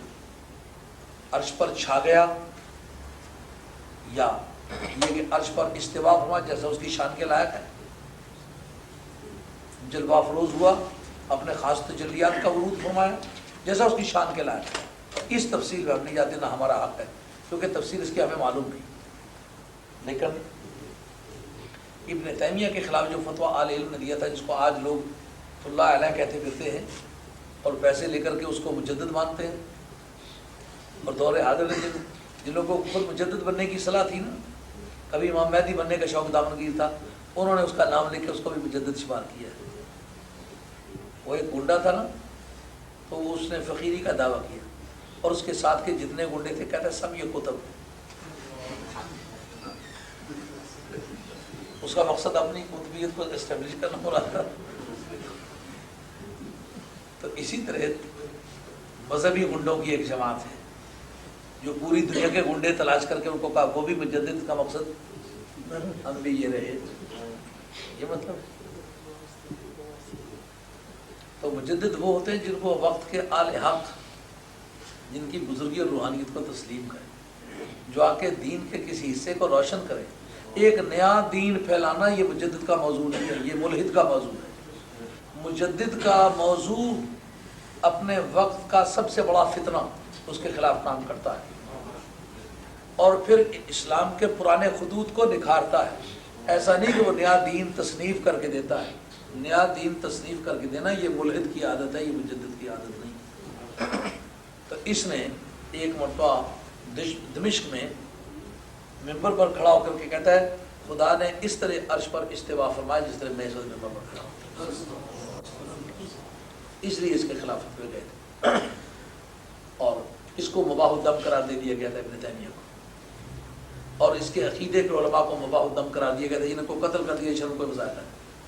ان کی منقولہ غیر منقولہ جائیداد ضبط، ان کی بیویاں بغیر طلاق کے طلاق ہو گئی ہیں، ان سے کوئی آدمی نکاح کر سکتا ہے، جیل خانے ہی میں اس کی موت واقع ہوئی۔ تو مسلمانوں نے تو ان کے ساتھ یہ اشر کیا تھا، اور علماء حق نے اس کے خلاف فتویٰ دیا تھا، اور حضرت امام رحمۃ وقی رحمۃ اللہ علیہ جو تمام ہندوستان کے محدثین کے استاد ہیں، انہوں نے فتاوی حدیثیہ میں لکھا ہے ابن تیمیہ کے مطلب ادلہ اللہ علی علم، اللہ نے اس کو علم کے ہوتے ہوئے گمراہ کیا، اور اس کے معائب میں لکھا کہ وہ جناب علی مرتضیٰ کے ایمان کا قائل نہیں تھا، وہ کہتا ہے وہ بہت چھوٹے تھے، یعنی ایسی ایسی لاہیانی قسم کی باتیں لکھی ہوئی ہیں، فتاوی حدیثیہ خاص طور پر قابل بتا رہے ہیں۔ اور امام ابن حجر اسقلانی رحمۃ اللہ تعالیٰ نے فتح الباری شرح بخاری کے اندر اپنی کتاب لکھی ہے الدر الکامنہ، اس کے اندر بھی یہ تفصیلات لکھی ہیں تو علماء حق نے اس کے خلاف فتویٰ دیا۔ اور خود عماد الدین ابن کثیر جو ہے یہ شافعی مذہب کے علماء میں سے ہیں، لیکن یہ شاگرد ابن تیمیہ کے ہیں، اور عقیدے میں زیادہ سے زیادہ ابن تیمیہ کی پیروی کرتے ہیں، اس لیے تفسیر ابن کثیر پڑھتے وقت یہ بات دھیان میں رکھنی ہے آپ نے۔ عام طور پر اردو ترجمے میں اس کے ملتے ہیں کہ یہ آدمی شاگرد ہونے کے اعتبار سے ابن تیمیہ کا شاگرد ہے، اور بہت تعریف کرتے ہوئے انہوں نے البدایہ والنہایہ کے اندر کئی صفحات کے اوپر لکھے، اور کہا کہ ابن تیمیہ کی جمعوں والی ٹوپی وہ غالباً 500 درہم کی بکی تھی، اور ان کا ایک پارے والا تعویذ تھا جمعوں کے لیے، جمعیں بہت پڑتی تھی۔ مدینہ طیبہ میں بھی ایک استاد سے میری گفتگو پروفیسر سے، وہ ان کے فضائل بیان کر لیں گے، وہ بڑے بزرگ تھے، وہ میں نے کہا تم نبی کو اپنے جیسا کہتے ہو، نبی کو جوں پڑتی نہیں اس کی جاتی نہیں ہے، کیا قصہ ہے؟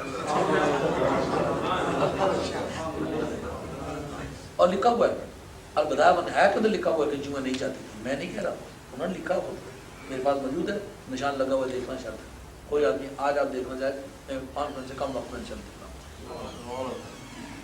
تو وہ غالباً 150 درہم کا ان کا پارے والا تعویذ جو جمعوں کے سلسلے میں گلے میں ڈالا ہوا تھا۔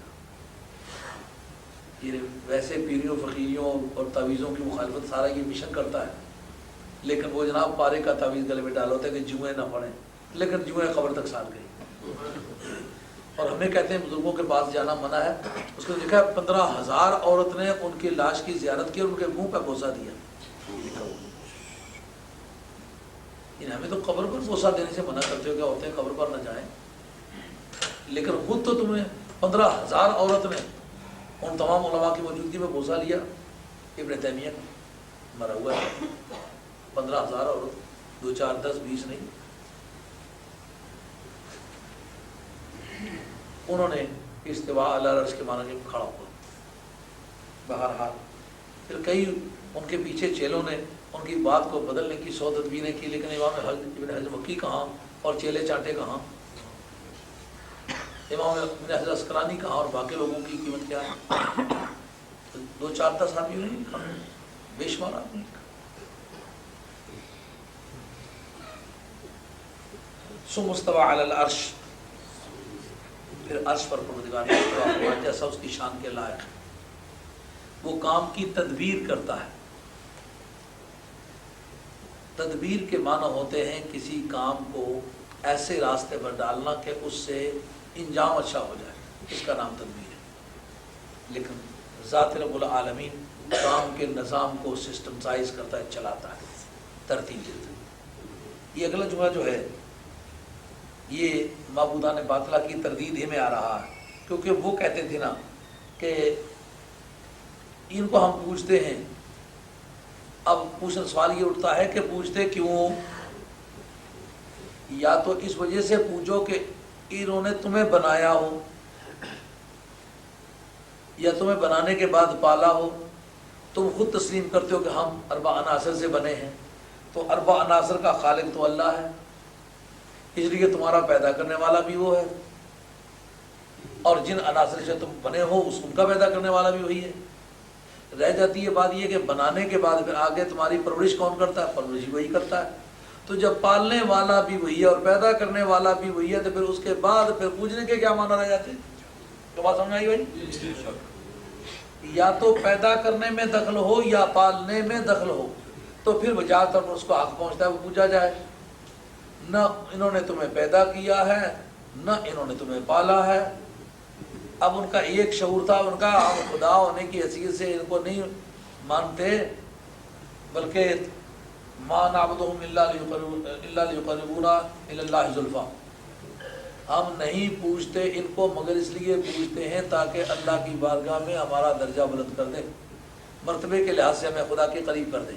سمجھ آ رہی بات؟ بعض وقت اہل باطل ہمارے رد میں یہ آیت پڑھتے ما نعبدہم الا لیقربونا الی اللہ زلفیٰ، ہم نہیں عبادت کرتے ان کی مگر اس لیے کرتے تاکہ مرتبے کے لحاظ سے اللہ کے قریب کر دے۔ تو وہ بد نصیب یہ کہنا چاہتے ہیں کہ تم جس طرح بزرگوں کے پاس جاتے ہو یا ولیوں کے پاس یا ان کے مزاروں کے پاس تاکہ تمہیں اللہ کے قریب کر دیں، یہی عقیدہ کفار مکہ کا تھا۔ ارے ظالم، اس کا نام ہے قیاس مع الفارق۔ ہم جاتے ہیں ان کو وسیلہ اللہ سمجھ کر کے، اور وہ ان کو معبود سمجھ کے جاتے تھے۔ ہمارے ان کے جانے میں فرق ہے۔ اگر اس فرق کو تم تسلیم نہ کرو تو میں یوں کہہ دوں کہ کفار مکہ بھی پتھر کی طرف منہ کر کے سجدہ کرتے تھے، تم بھی کعبہ شریف بھی پتھر ہے اس کی طرف منہ کر کے سجدہ کرتے ہو، تمہارا سجدہ اور ان کا سجدہ معاذ اللہ ثم اعوذ باللہ نقل کفر نماشد ایک ہی جیسا ہے۔ تو کیا جواب دو گے؟ وہ ان پتھروں کو معبود سمجھ کے، مسجود لہو سمجھ کے، یعنی جس کے لیے سجدہ کیا ہے وہ سمجھ کے اس کے سامنے سجدہ کرتے تھے، اور ہم مسجود لہو نہیں سمجھتے، مسجود الہ سمجھتے، یعنی ان کی طرف منہ کر کے سجدہ کرتے ہیں، جس کی ذات کے لیے سجدہ کرتے وہ ذات ہو رہے۔ اب عمل تمہارا اور ان کا ایک ہی جیسا، عقیدے کے فرق کی وجہ سے ان کا سجدہ کفر اور تمہارا سجدہ عبادت ہے نا۔ ان کا منہ بھی کعبے کی طرف، تمہارا منہ بھی کعبے کی طرف، ان کے سامنے بھی پتھر، تمہارے سامنے بھی پتھر۔ فرق کیا ہے؟ ان کا سجدہ کفر کیوں بنا؟ ان کی فکر اور سوچ میں ایک غلطی تھی، وہ کیا؟ اس کو معبود سمجھ، یعنی جس کے لیے سجدہ کرتے تھے اسی پتھر کو سمجھتے تھے۔ ہم پتھر کی طرف منہ کر کے سجدہ کرتے ہیں، لیکن جس کو سجدہ کرتے وہ ہے۔ فرق ہے نا، مسجود الہ کا اور مسجود لہو کا فرق ہے نا۔ اسی طرح یہ فرق ہے، ہم ولیوں کے پاس جاتے ہیں، اللہ کے قرب کے لیے جاتے ہیں، لیکن ان کو اللہ کا ولی سمجھ کے جاتے ہیں، مگر ان کے بارے میں قرآن کی ورڈنگ کیا ہے؟ ما نعبدہم، ہم نہیں عبادت کرتے ان کی مگر اس لیے کرتے ہیں۔ انہوں نے مانا کہ عبادت کا، ہم ان کی عبادت کرتے ہیں، اور عبادت کا مقصد خدا کے قریب کرنا ہے۔ کہا اللہ کے سوا کسی کی عبادت کی جائے تو اس عبادت کا یہ مقصد لیا ہی نہیں جا سکتا کہ قریب کرتی ہے۔ ہم اگر عبادت کسی کی کر رہے ہوتے تو پھر یہ کہنا ہمارے حق میں صحیح تھا۔ ہم ان کی عبادت نہیں کرتے، ہم ان سے دعا کراتے۔ رہ گئی بات یہ کہ ان کی دعا کرانا یہ غلط کام ہے۔ کتاب الیمن والشام کے اندر حدیث آتی ہے مشکاۃ شریف میں کہ سرکار دو جہاں سے فرمایا کہ اے عمر، یمن کا رہنے والا ایک آدمی ہے، نام اس کا اویس بن عامر ہے، اور میری اس کی ملاقات نہیں ہوگی، میرے انتقال کے بعد تمہاری ان کے ساتھ ملاقات ہوگی، اس کے بدن پر ایک سفید داغ ہے، میری امت کے لیے اس سے دعا کرو۔ اب سب سے زیادہ اچھی دعا والی ذات پاک تو حضور کی ذات ہے. تو حضور کو پتا تھا کہ منکر بعد میں آئیں گے، وہ چوں چوں کریں گے. اب حضور کے بعد حضور کے چوٹی کے صحابی صدیق اکبر ہیں، ان کے بعد فاروق اعظم ہیں. تو امت میں دوسرے درجے پر جو سب سے زیادہ بزرگ شخص ہے وہ ہے. اس کو کہنا کہ وہ آدمی جو صحابی نہیں ہے اسے دعا کرانا، تو لاکھوں غیر صحابی ملے تو صحابی کے برابر نہیں ہوتے. یعنی بے شک اویس کرنی جیسے لاکھ بھی ملیں تو مرتبے میں تمہارے برابر نہ ہوں. مرتبے میں برابر ہونا اور چیز ہے اور مقبول دعوات ہونا اور چیز ہے. بات سمجھ رہی نہیں؟ کہ مرتبے میں پوچھا جائے تمہارے ابی جی کا مرتبہ بلند ہے یا تمہارے چھوٹے منع کا. ہر آدمی کا دماغ کہے گا میرے ابے کا درجہ بلند ہے، لیکن ابا کہتا ہے یار نئے کپڑے لا تو لا کے دے. کہا ابا جی گنجائش نہیں. بچہ کہتا ہے ابو عید آ گئی ہے، اچھی پڑوسی سے کپڑے اچھے سے لیے مجھے بھی لے کے تھے. کہتا ہے بڑے دادا ابو سے ذکر نہ کرنا، یا پھر چوری لے کے بچوں کو کپڑے لے کے پہنا دیتا ہے. حالانکہ درجے میں وہ باپ کا درجہ بلند سمجھتا ہے، لیکن قبولیت میں بیٹا آگے نکل بہت کی بات ہے. اس میں کسی کی حد تک نہیں. یہ نہیں کہا جا سکتا کہ فاروق اعظم رضی اللہ عنہ کی حد تک ہے، وہ کیوں دعا کرائیں. کہا تو بڑے درجے والا ہے، درجہ تیرا بلند ہے، اور ویسے سے کروڑ بھی ملے تو عمر نہیں بن سکتے، مگر تو عمر دعا کرائے گا اس سے.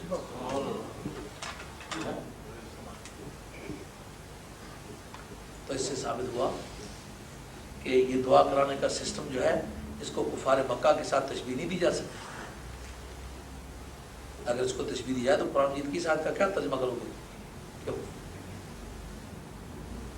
وَادْخُلُوا الْبَابَ سُجَّدًا وَقُولُوا حِطَّةٌ نَغْفِرْ لَكُمْ خَطَايَاكُمْ وَسَنَزِيدُ الْمُحْسِنِينَ. اس دروازے کے اندر داخل ہو کر توبہ کرو.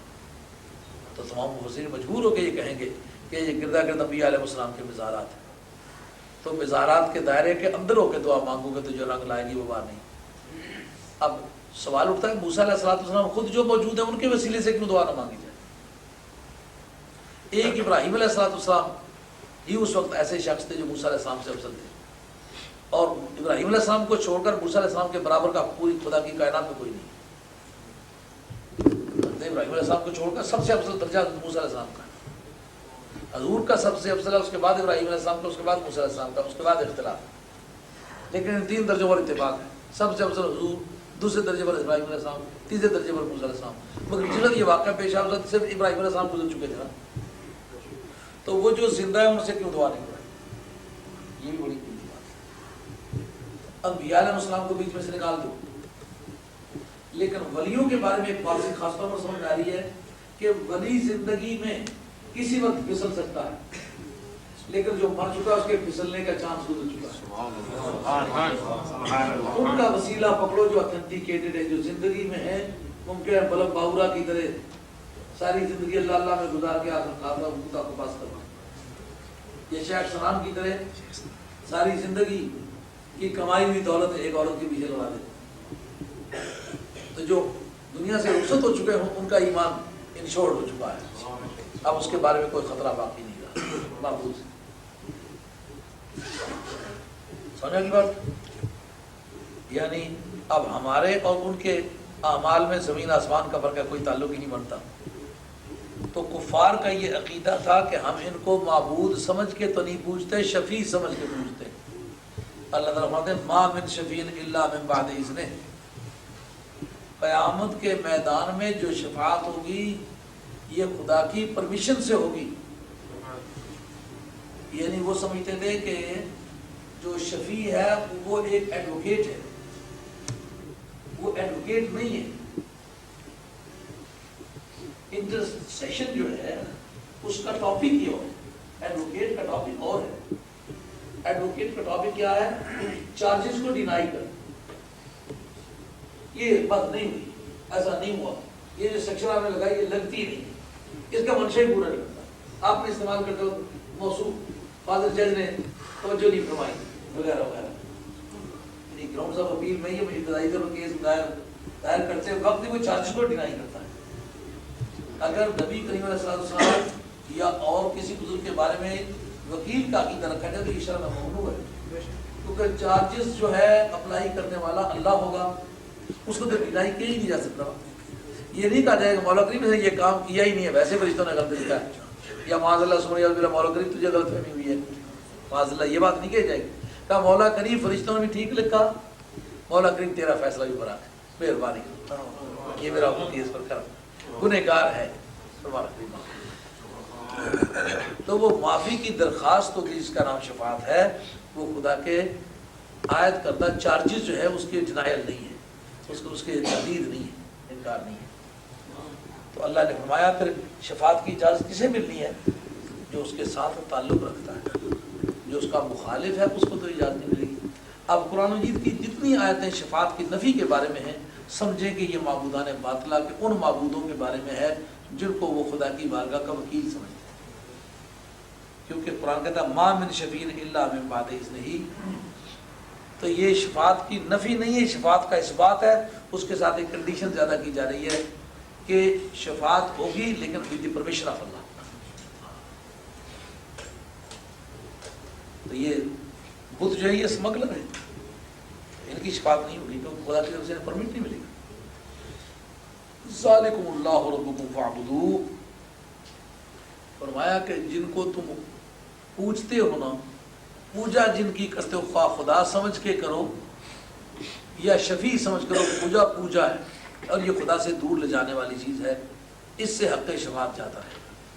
شفاعت لینی ہے تو ان سے تعلق پیدا کرو جو مجھ سے تعلق رکھتے ہیں، جن کو میں اجازت دینے والا.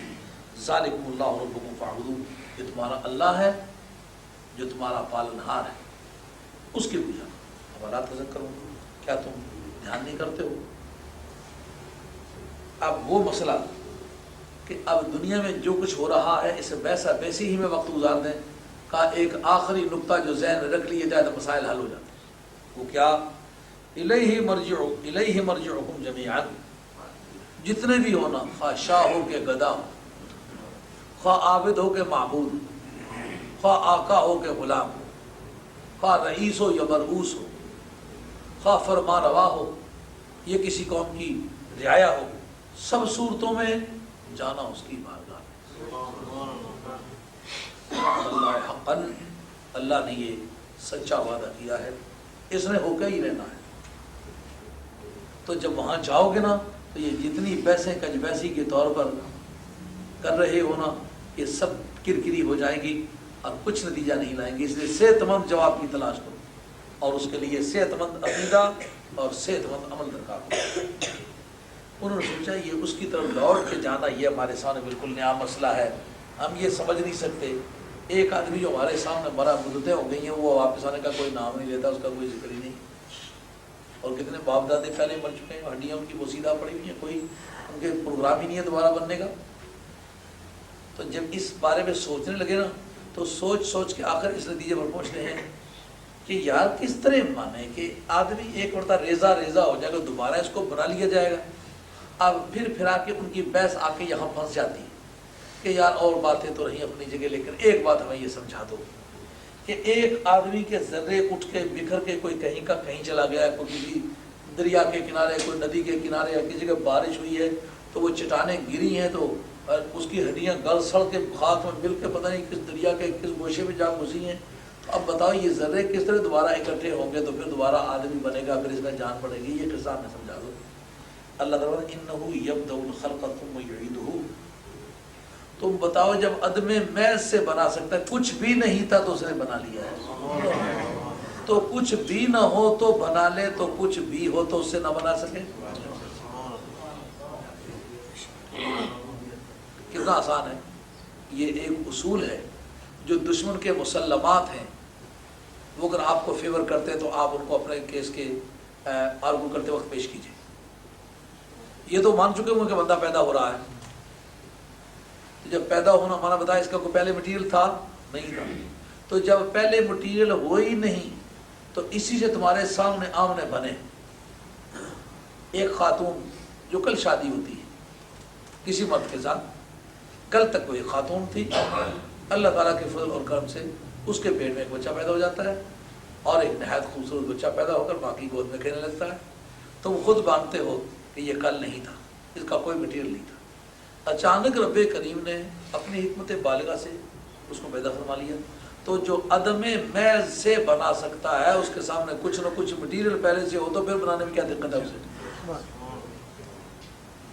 لیجزی الذین آمنوا وعملوا الصالحات بالقسط، تاکہ تقاضائے انصاف کے مطابق ایمان لانے اور اچھے عمل کرنے والوں کو اللہ تعالیٰ اس کا بدلہ دے، اور جو لوگ کافر ہیں ان کے لیے کھولتے پانی کا مشروب اور المناک عذاب ہے اس کی وجہ سے جو کفر کیا کرتے تھے۔ یہ آپ دیکھو کافر کہتے وقت اللہ تعالیٰ نے اس کے اعمال صالحہ کا کوئی ذکر نہیں کیا۔ ایسا ممکن تو ہے کہ کافر ہو اور اچھے اس کے عمل ہوں، بتایا جب کفر ہو تو عمل کنسیڈریبل ہوتے ہی نہیں، یعنی بیج کسی کے بہت ہی اچھے، جب زمین ہی نہیں ہے تو بیج کہاں ہوا ہے؟ عقیدہ صحیحہ یہ ایک زمین ہے، اعمال صالحہ اس کے بیج ہے۔ وَهُوَ الَّذِي جَعَلَ الشَّمْسَ ضِيَاءً وَالْقَمَرَ نُورًا وَقَدَّرَهُ مَنَازِلَ لِتَعْلَمُوا عَدَدَ السِّنِينَ وَالْحِسَابَ۔ اب یہ سب اس کی کڑیاں ہیں۔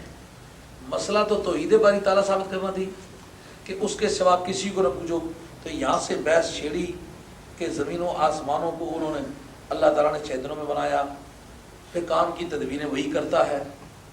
بیچ میں لگائی تم نے چپر کہ ہم پوجا کرتے ہیں کہ یہ ہمارے شفیع ہو کے چھڑا لیں گے، کہا نہیں، شفیع وہ ہوگا جس کو رب کی طرف سے پرمیشن ملے گی، اس لیے یہ پتہ بیچ میں کاٹو، شفیع کے نام سے پوجا کی اجازت نہیں ہے۔ فرمایا کہ اس کی عبادت کو نصیحت نہیں حاصل ہونی کہا رہی، پھر بتایا لوٹ کے نہیں جانا اس کی بارگاہ میں، بتایا تمہیں کہ جانا ہے، کہا نہیں ہماری سمجھ میں نہیں آتا، دوبارہ بنے گا کسی کا، جیسے پہلے عدم محض سے بنایا اس طرح آئندہ کچھ نہ کچھ ہو، جو چیز موجود ہوگی اسے بنا لے گا، اور آخر میں کفار کے کفر کی سزا اور اعمال، ایمان والوں کے ایمان اور اعمال صالحہ کی جزا دینی ہے۔ لیکن پھر یہ کہ جو کائنات کا نظام ہے اس کے چلانے میں دخل ہو، کوئی روشنی مہیا کر دے، کوئی گرمی مہیا کر دے، کوئی بستر لگا دے، کوئی بچھونا بچھا دے، کوئی کھانے کی چیز دے دے، کوئی موسمی اثرات سے بچا لے، تو اس کا بھی احسان ہوتا ہے، اس کی بھی کچھ عزت افزائی چاہیے۔ کہ بتاؤ اس ساری کارخانہ کائنات میں کس کا حصہ ہے؟ جب پورے کائنات کے انتظامات میں، پوری کائنات کی تخلیق میں کوئی حصہ دار نہیں ہے تو میری پوجا میں کوئی دوسرا حصہ دار کیوں ہے؟ جب میں بلا شرکت غیر پوری کائنات کے ضبط و نظم کو خود سنبھالے ہوئے ہوں تو پھر میری موجودگی میں کسی کی پوجا کرنے کی کیا ضرورت ہے؟ وہ وہی ہے جس نے سورج کو دھمکتا اور چاند کو چمکتا بنایا اور اس کی منزلیں مقرر کی۔ تو اہل علم کے نزدیک جو چاند ہے اس کی 28 منزلیں ہیں اور 12 برج ہیں۔ جو فلکیات کے ماہرین ہیں انہوں نے کئی طریقوں سے بتایا کہ کتنی دیر میں کس برج کو وہ طے کرتا ہے، تو وہ ایک ایک برج میں کتنی منزلیں آتی ہیں۔ بہرحال 28 منزلیں کسی بھی تفصیل سے چاند طے کرتا ہے، مگر طے کرتا ہے۔ تو اگر 29 کا چاند ہونا ہو تو ایک دن غائب رہتا ہے، جس دن کہ وہ سورج سے روشنی لیتا ہے مہینے بھر کے لیے، اور اگر 30 دن کا ہو تو پھر 2 دن غائب رہتا ہے۔ یہ طریقہ ہے اس کے چاند کے نمودار ہونے کا۔ اب دیکھو اس میں جو اسلامی نظام ہے اس میں کتنی خوبصورتی، یہ بات بڑی سمجھنے والی ہے، تاکہ تم سالوں کی گنتی جان لو۔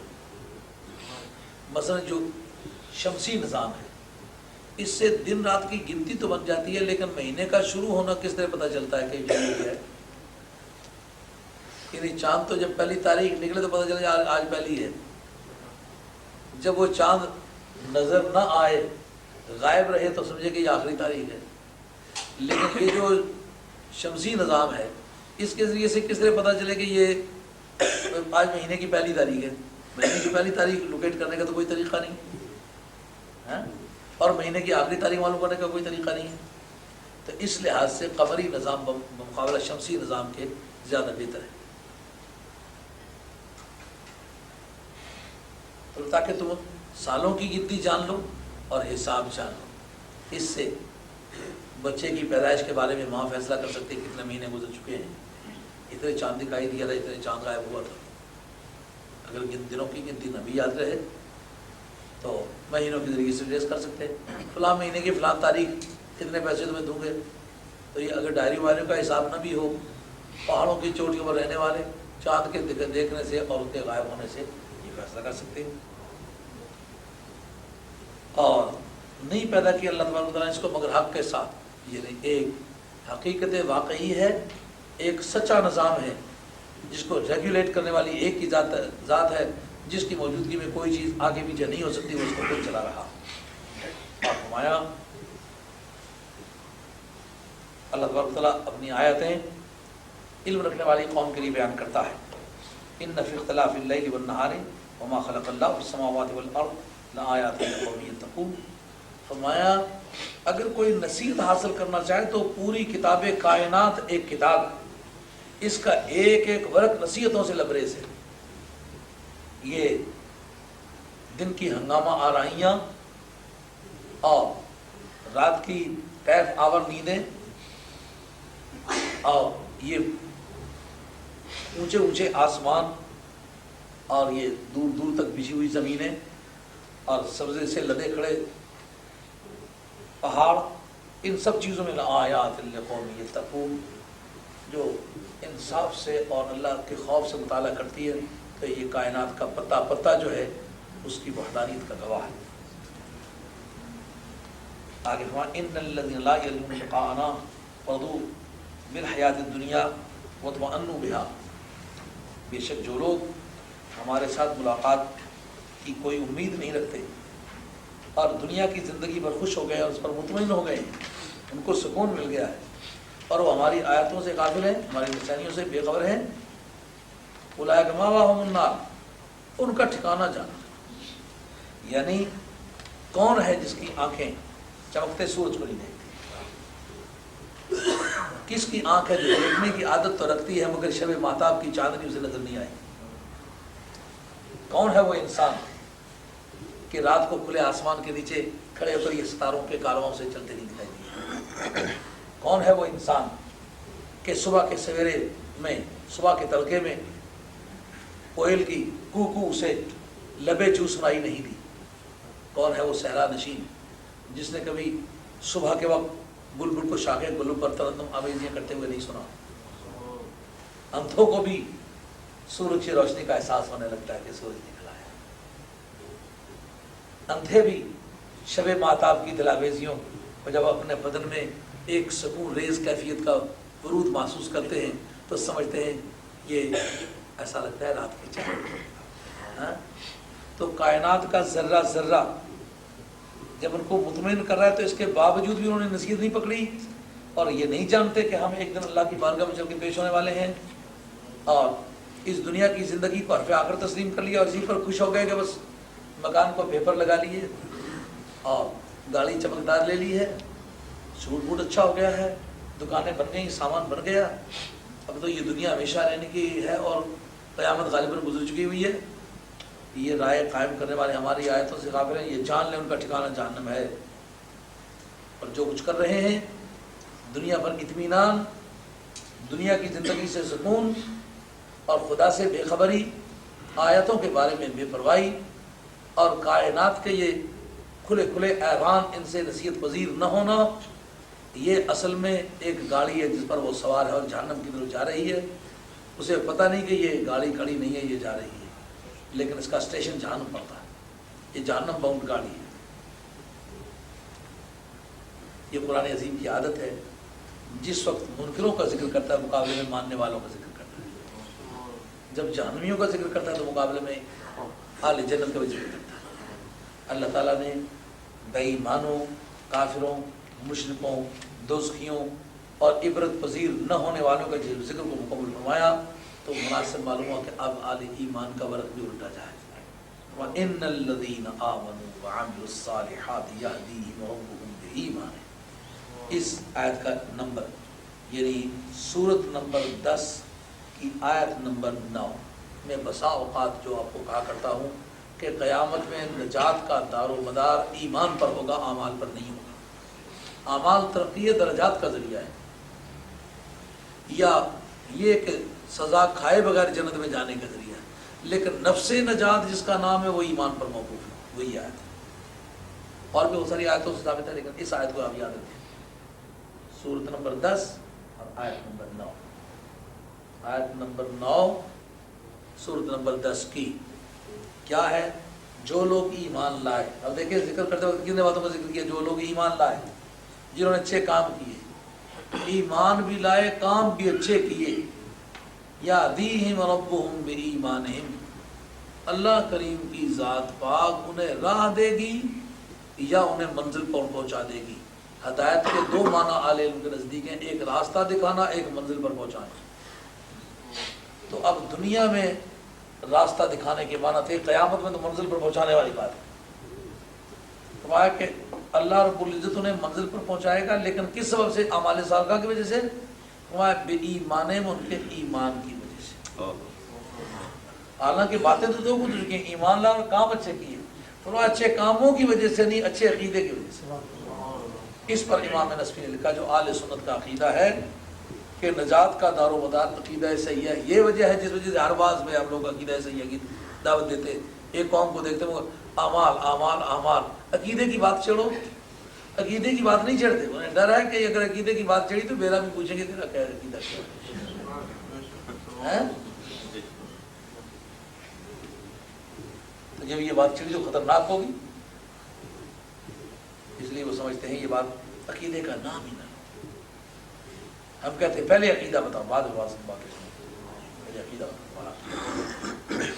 یہدیہم ربہم بایمانہم، اللہ کریم ان کے ایمان کے طفیل ان کو راہ دے گا، یا اللہ کریم ان کے ایمان کی برکت سے انہیں منزل مقصود تک پہنچائے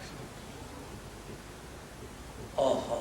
تجری من تحت الانہار فی جنات النعیم، جب جنتوں میں نعمتوں والے باغوں میں جائیں گے ان کے نیچے سے نہریں جاری ہیں. دراصل جن لوگوں نے حجاز کی خشک سالیوں کی مار کھائی ہوئی تھی نا، ان کو جب یہ بتایا گیا کہ ایسے باغات ہوں گے جن میں سے نہریں ہوں گی، کیونکہ جس جگہ کو تھوڑا بہت پانی تھا وہاں کھجوریں تھی نا، وہ سمجھتے تھے کہ پانی کا وجود دراصل نعمتوں کے وصول کرنے کا ایک ذریعہ ہے. تو قرآن عظیم نے ایک ترغیبی پہلو پر بیان کرتے وقت پھر ان کا جو خاص ضرورت کا مسئلہ تھا نا اس پر روشنی ڈالی کہ یہاں تو خشکی سے مر رہے ہو نا، اگر تو میرے محبوب کے کہے پر چلے تو یہ کمی بھی پوری کر دی جائے گی. جسے واز کرنا ہوتا ہے اس کا مزاج بھی دیکھنا ہوتا ہے نا، اس کو نکال کے تو واز تو نہیں کر سکتے نا، اس کو دیکھنا ہوگا اس کا مزاج کیا ہے. دعواہم فیہا سبحانک اللہم وتحیتہم فیہا سلام. ان کی پکار اس میں، ان جنتوں میں، ان باغوں میں کیا ہوگی؟ اے ہمارے پروردگار ہم تیری تسبیح بیان کرتے ہیں. پتہ ہے تسبیح کسے کہتے ہیں؟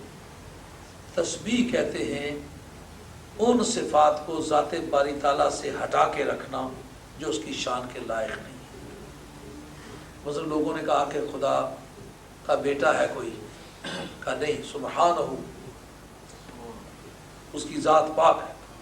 لیس لہ ولد، اس کا کوئی بیٹا نہیں. لوگوں نے کہا کہ حضور نبی کریم علیہ السلام کو اس طرح کوئی نہیں لے جا سکتا، کہا سبحان الذی اسریٰ بعبدہ، وہ ذات پاک ہے جس نے اپنے بندے کو سیر کیا. تو تسبیح کہتے ہیں ذات باری تعالیٰ کو ان صفات سے دور ظاہر کرنا جو اس کی شان کے لائق نہیں ہے. تردیدی پہلو، رد کرنا کہ یہ صفت اس میں نہیں ہے، یہ بات اس میں نہیں پائی جاتی. مثلا جناب مریم اللہ تعالیٰ کی بیوی نہیں ہے، عیسیٰ علیہ السلام اللہ کے بیٹے نہیں ہیں. تم اللہ تعالیٰ کا ہاتھ انگلیاں بتاتے ہو، اللہ تعالیٰ کا ہاتھ ایسے نہیں ہے. تو تردید کے پہلو کے بیان کے لیے سبحان آتا ہے.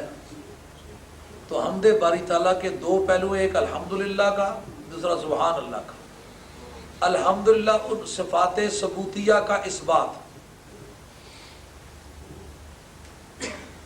یعنی جو صفات رب میں پائی جاتی ہیں ان کا رب میں ثابت کرنا، یہ اس بات کا پہلو ہے. اور سبحان صفات سلبیہ کی اس سے نفی. تو دو پہلو ہوئے، ایک رد کا، ایک تائید کا. سبحان یہ رد کا پہلو ہے، الحمد تائید کا پہلو ہے. تو کیا مطلب نکلا؟ یعنی قیامت کے میدان میں بھی جب اللہ کی بارگاہ میں جنتوں میں ان کی حاضری ہوگی تو تردید والے پہلو کا پہلے ذکر ہوگا. مولا کریم تیرے منکروں کو جوتے مارتے رہے. سمجھے بات نہیں آئی؟ حفاظت پھول کی ممکن نہیں ہے اگر کانٹے میں ہو خوئے حریری. یہ جو صلح کلی ہے نا، باغباں بھی خوش رہے راضی رہے صیاد بھی، دراصل یہ خدا سے ملاقات کی صلاح نہیں ہے ان لوگوں کی. جو پہلا پروردگار سے ملاقات ہوگی تو اس وقت ان کی پکار کیا ہوگی؟ سبحانک اللہم، اے پروردگار ہم تیری تسبیح بیان کرتے ہیں. یعنی ہم وہ لوگ ہیں جو تیرے منکروں کو جوت مارتے ہیں، تیرے منکروں کی تردید کرتے رہے، تیری شان کے لائق جو باتیں نہیں کرتے تھے ان کا رد کرتے رہے. یہ ہمارا پہلا سبق، رب سے ملاقات کی جو ابتدا ہوئی ہو. دعواہم فیہا سبحانک اللہم. تو جو آج اس کے قائل ہی نہیں، کہتے سبھی اچھے ہیں، معلوم ہے ان کا وہاں جانے کا پروگرام ہی نہیں ہے. وہاں تو پہلے حاضر ہوتے ہی یہی جملہ بولا جائے گا، سر دعواہم فیہا سبحانک اللہم وتحیتہم فیہا سلام. اور خدا کی طرف سے جو انہیں ملاقات کا پہلا جملہ بولا جائے گا سلام علیکم، او میرے پیارو تم نے میری شان کو گستاخوں کی بے ادبیوں سے محفوظ رکھا، آج میری طرف سے بھی تم پر سلام تھی. جس طرح تم نے میری صفات کی حفاظت کی ہے اور منکروں کے بیانات سے محفوظ رکھا ہے، آج میرے غضب کے ہر پہلو سے تم محفوظ ہو. سلام علیکم. وآخر دعواہم الحمدللہ رب العالمین. جو ان کی آخری پکار ہوگی کہ مولا کریم ساری تیری تعریف ہے. پتہ چلا رد کا پہلو یہ ابتدا ہے اور اس بات کا پہلو انتہا ہے. یہ جنت کی بحث ہے. اللہ تعالیٰ کے صفات جو اس کی شان کے لائق نہیں ہیں ان کی طرف منسوب کیے گئے، ان کی تردید جنت میں ملاقات کا پہلا جملہ، اور پروردگار کی وہ صفات جو اس کی شان کے لائق ہیں ان کا اس بات یہ ملاقات کا تکمیلی جملہ. تو یہ دونوں جملے پتہ چلا لا الہ پہلے ہے الا اللہ بعد. خدا کی شان بیان کرنا یہ بعد کی بات ہے، پہلے خدا کے منکر کو جھوٹ مارنا یہ پہلی بات ہے.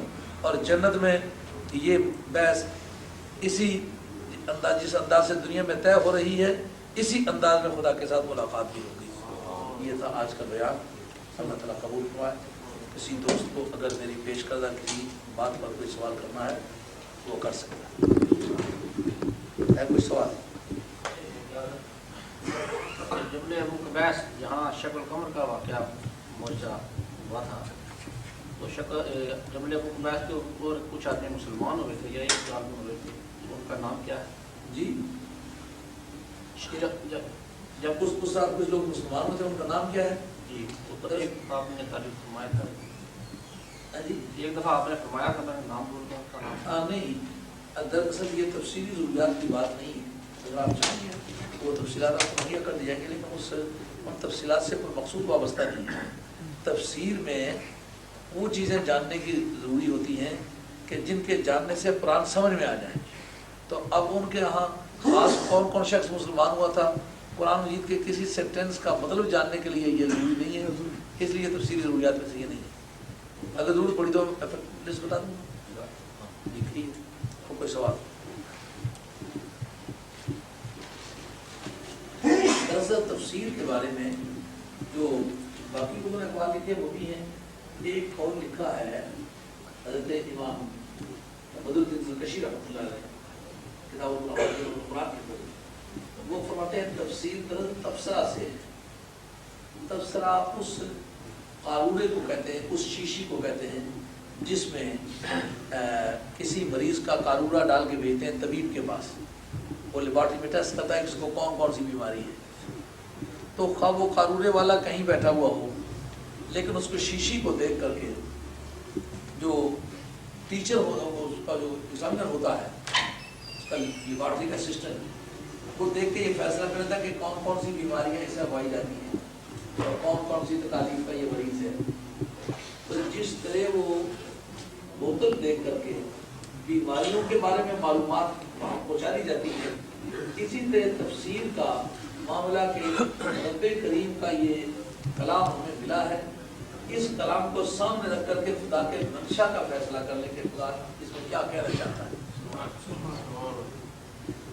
اب چونکہ جس طرح قارورہ مریض کی حالت بتاتا ہے اس کے بالمقابل خدا کا یہ کلام ذات رب العالمین کا منشا بتاتا ہے، تو تفسیر بیچ میں جو کردار ادا کرتی ہے وہ اللہ تعالیٰ کے کلام سے اس کا منشا جاننا ہے، تو اس کا تعلق اس فعل سے ہے کہ جو قارورے سے ملتا جلتا ہے، جیسا کہ قارورہ دے کر کے بیمار کی بیماری پرکھ لینا، اس طرح خدا کا کلام دے کر کے خدا کا منشا سمجھ جانا، یہ تفسیر کا دراصل بنیادی کردار ہے۔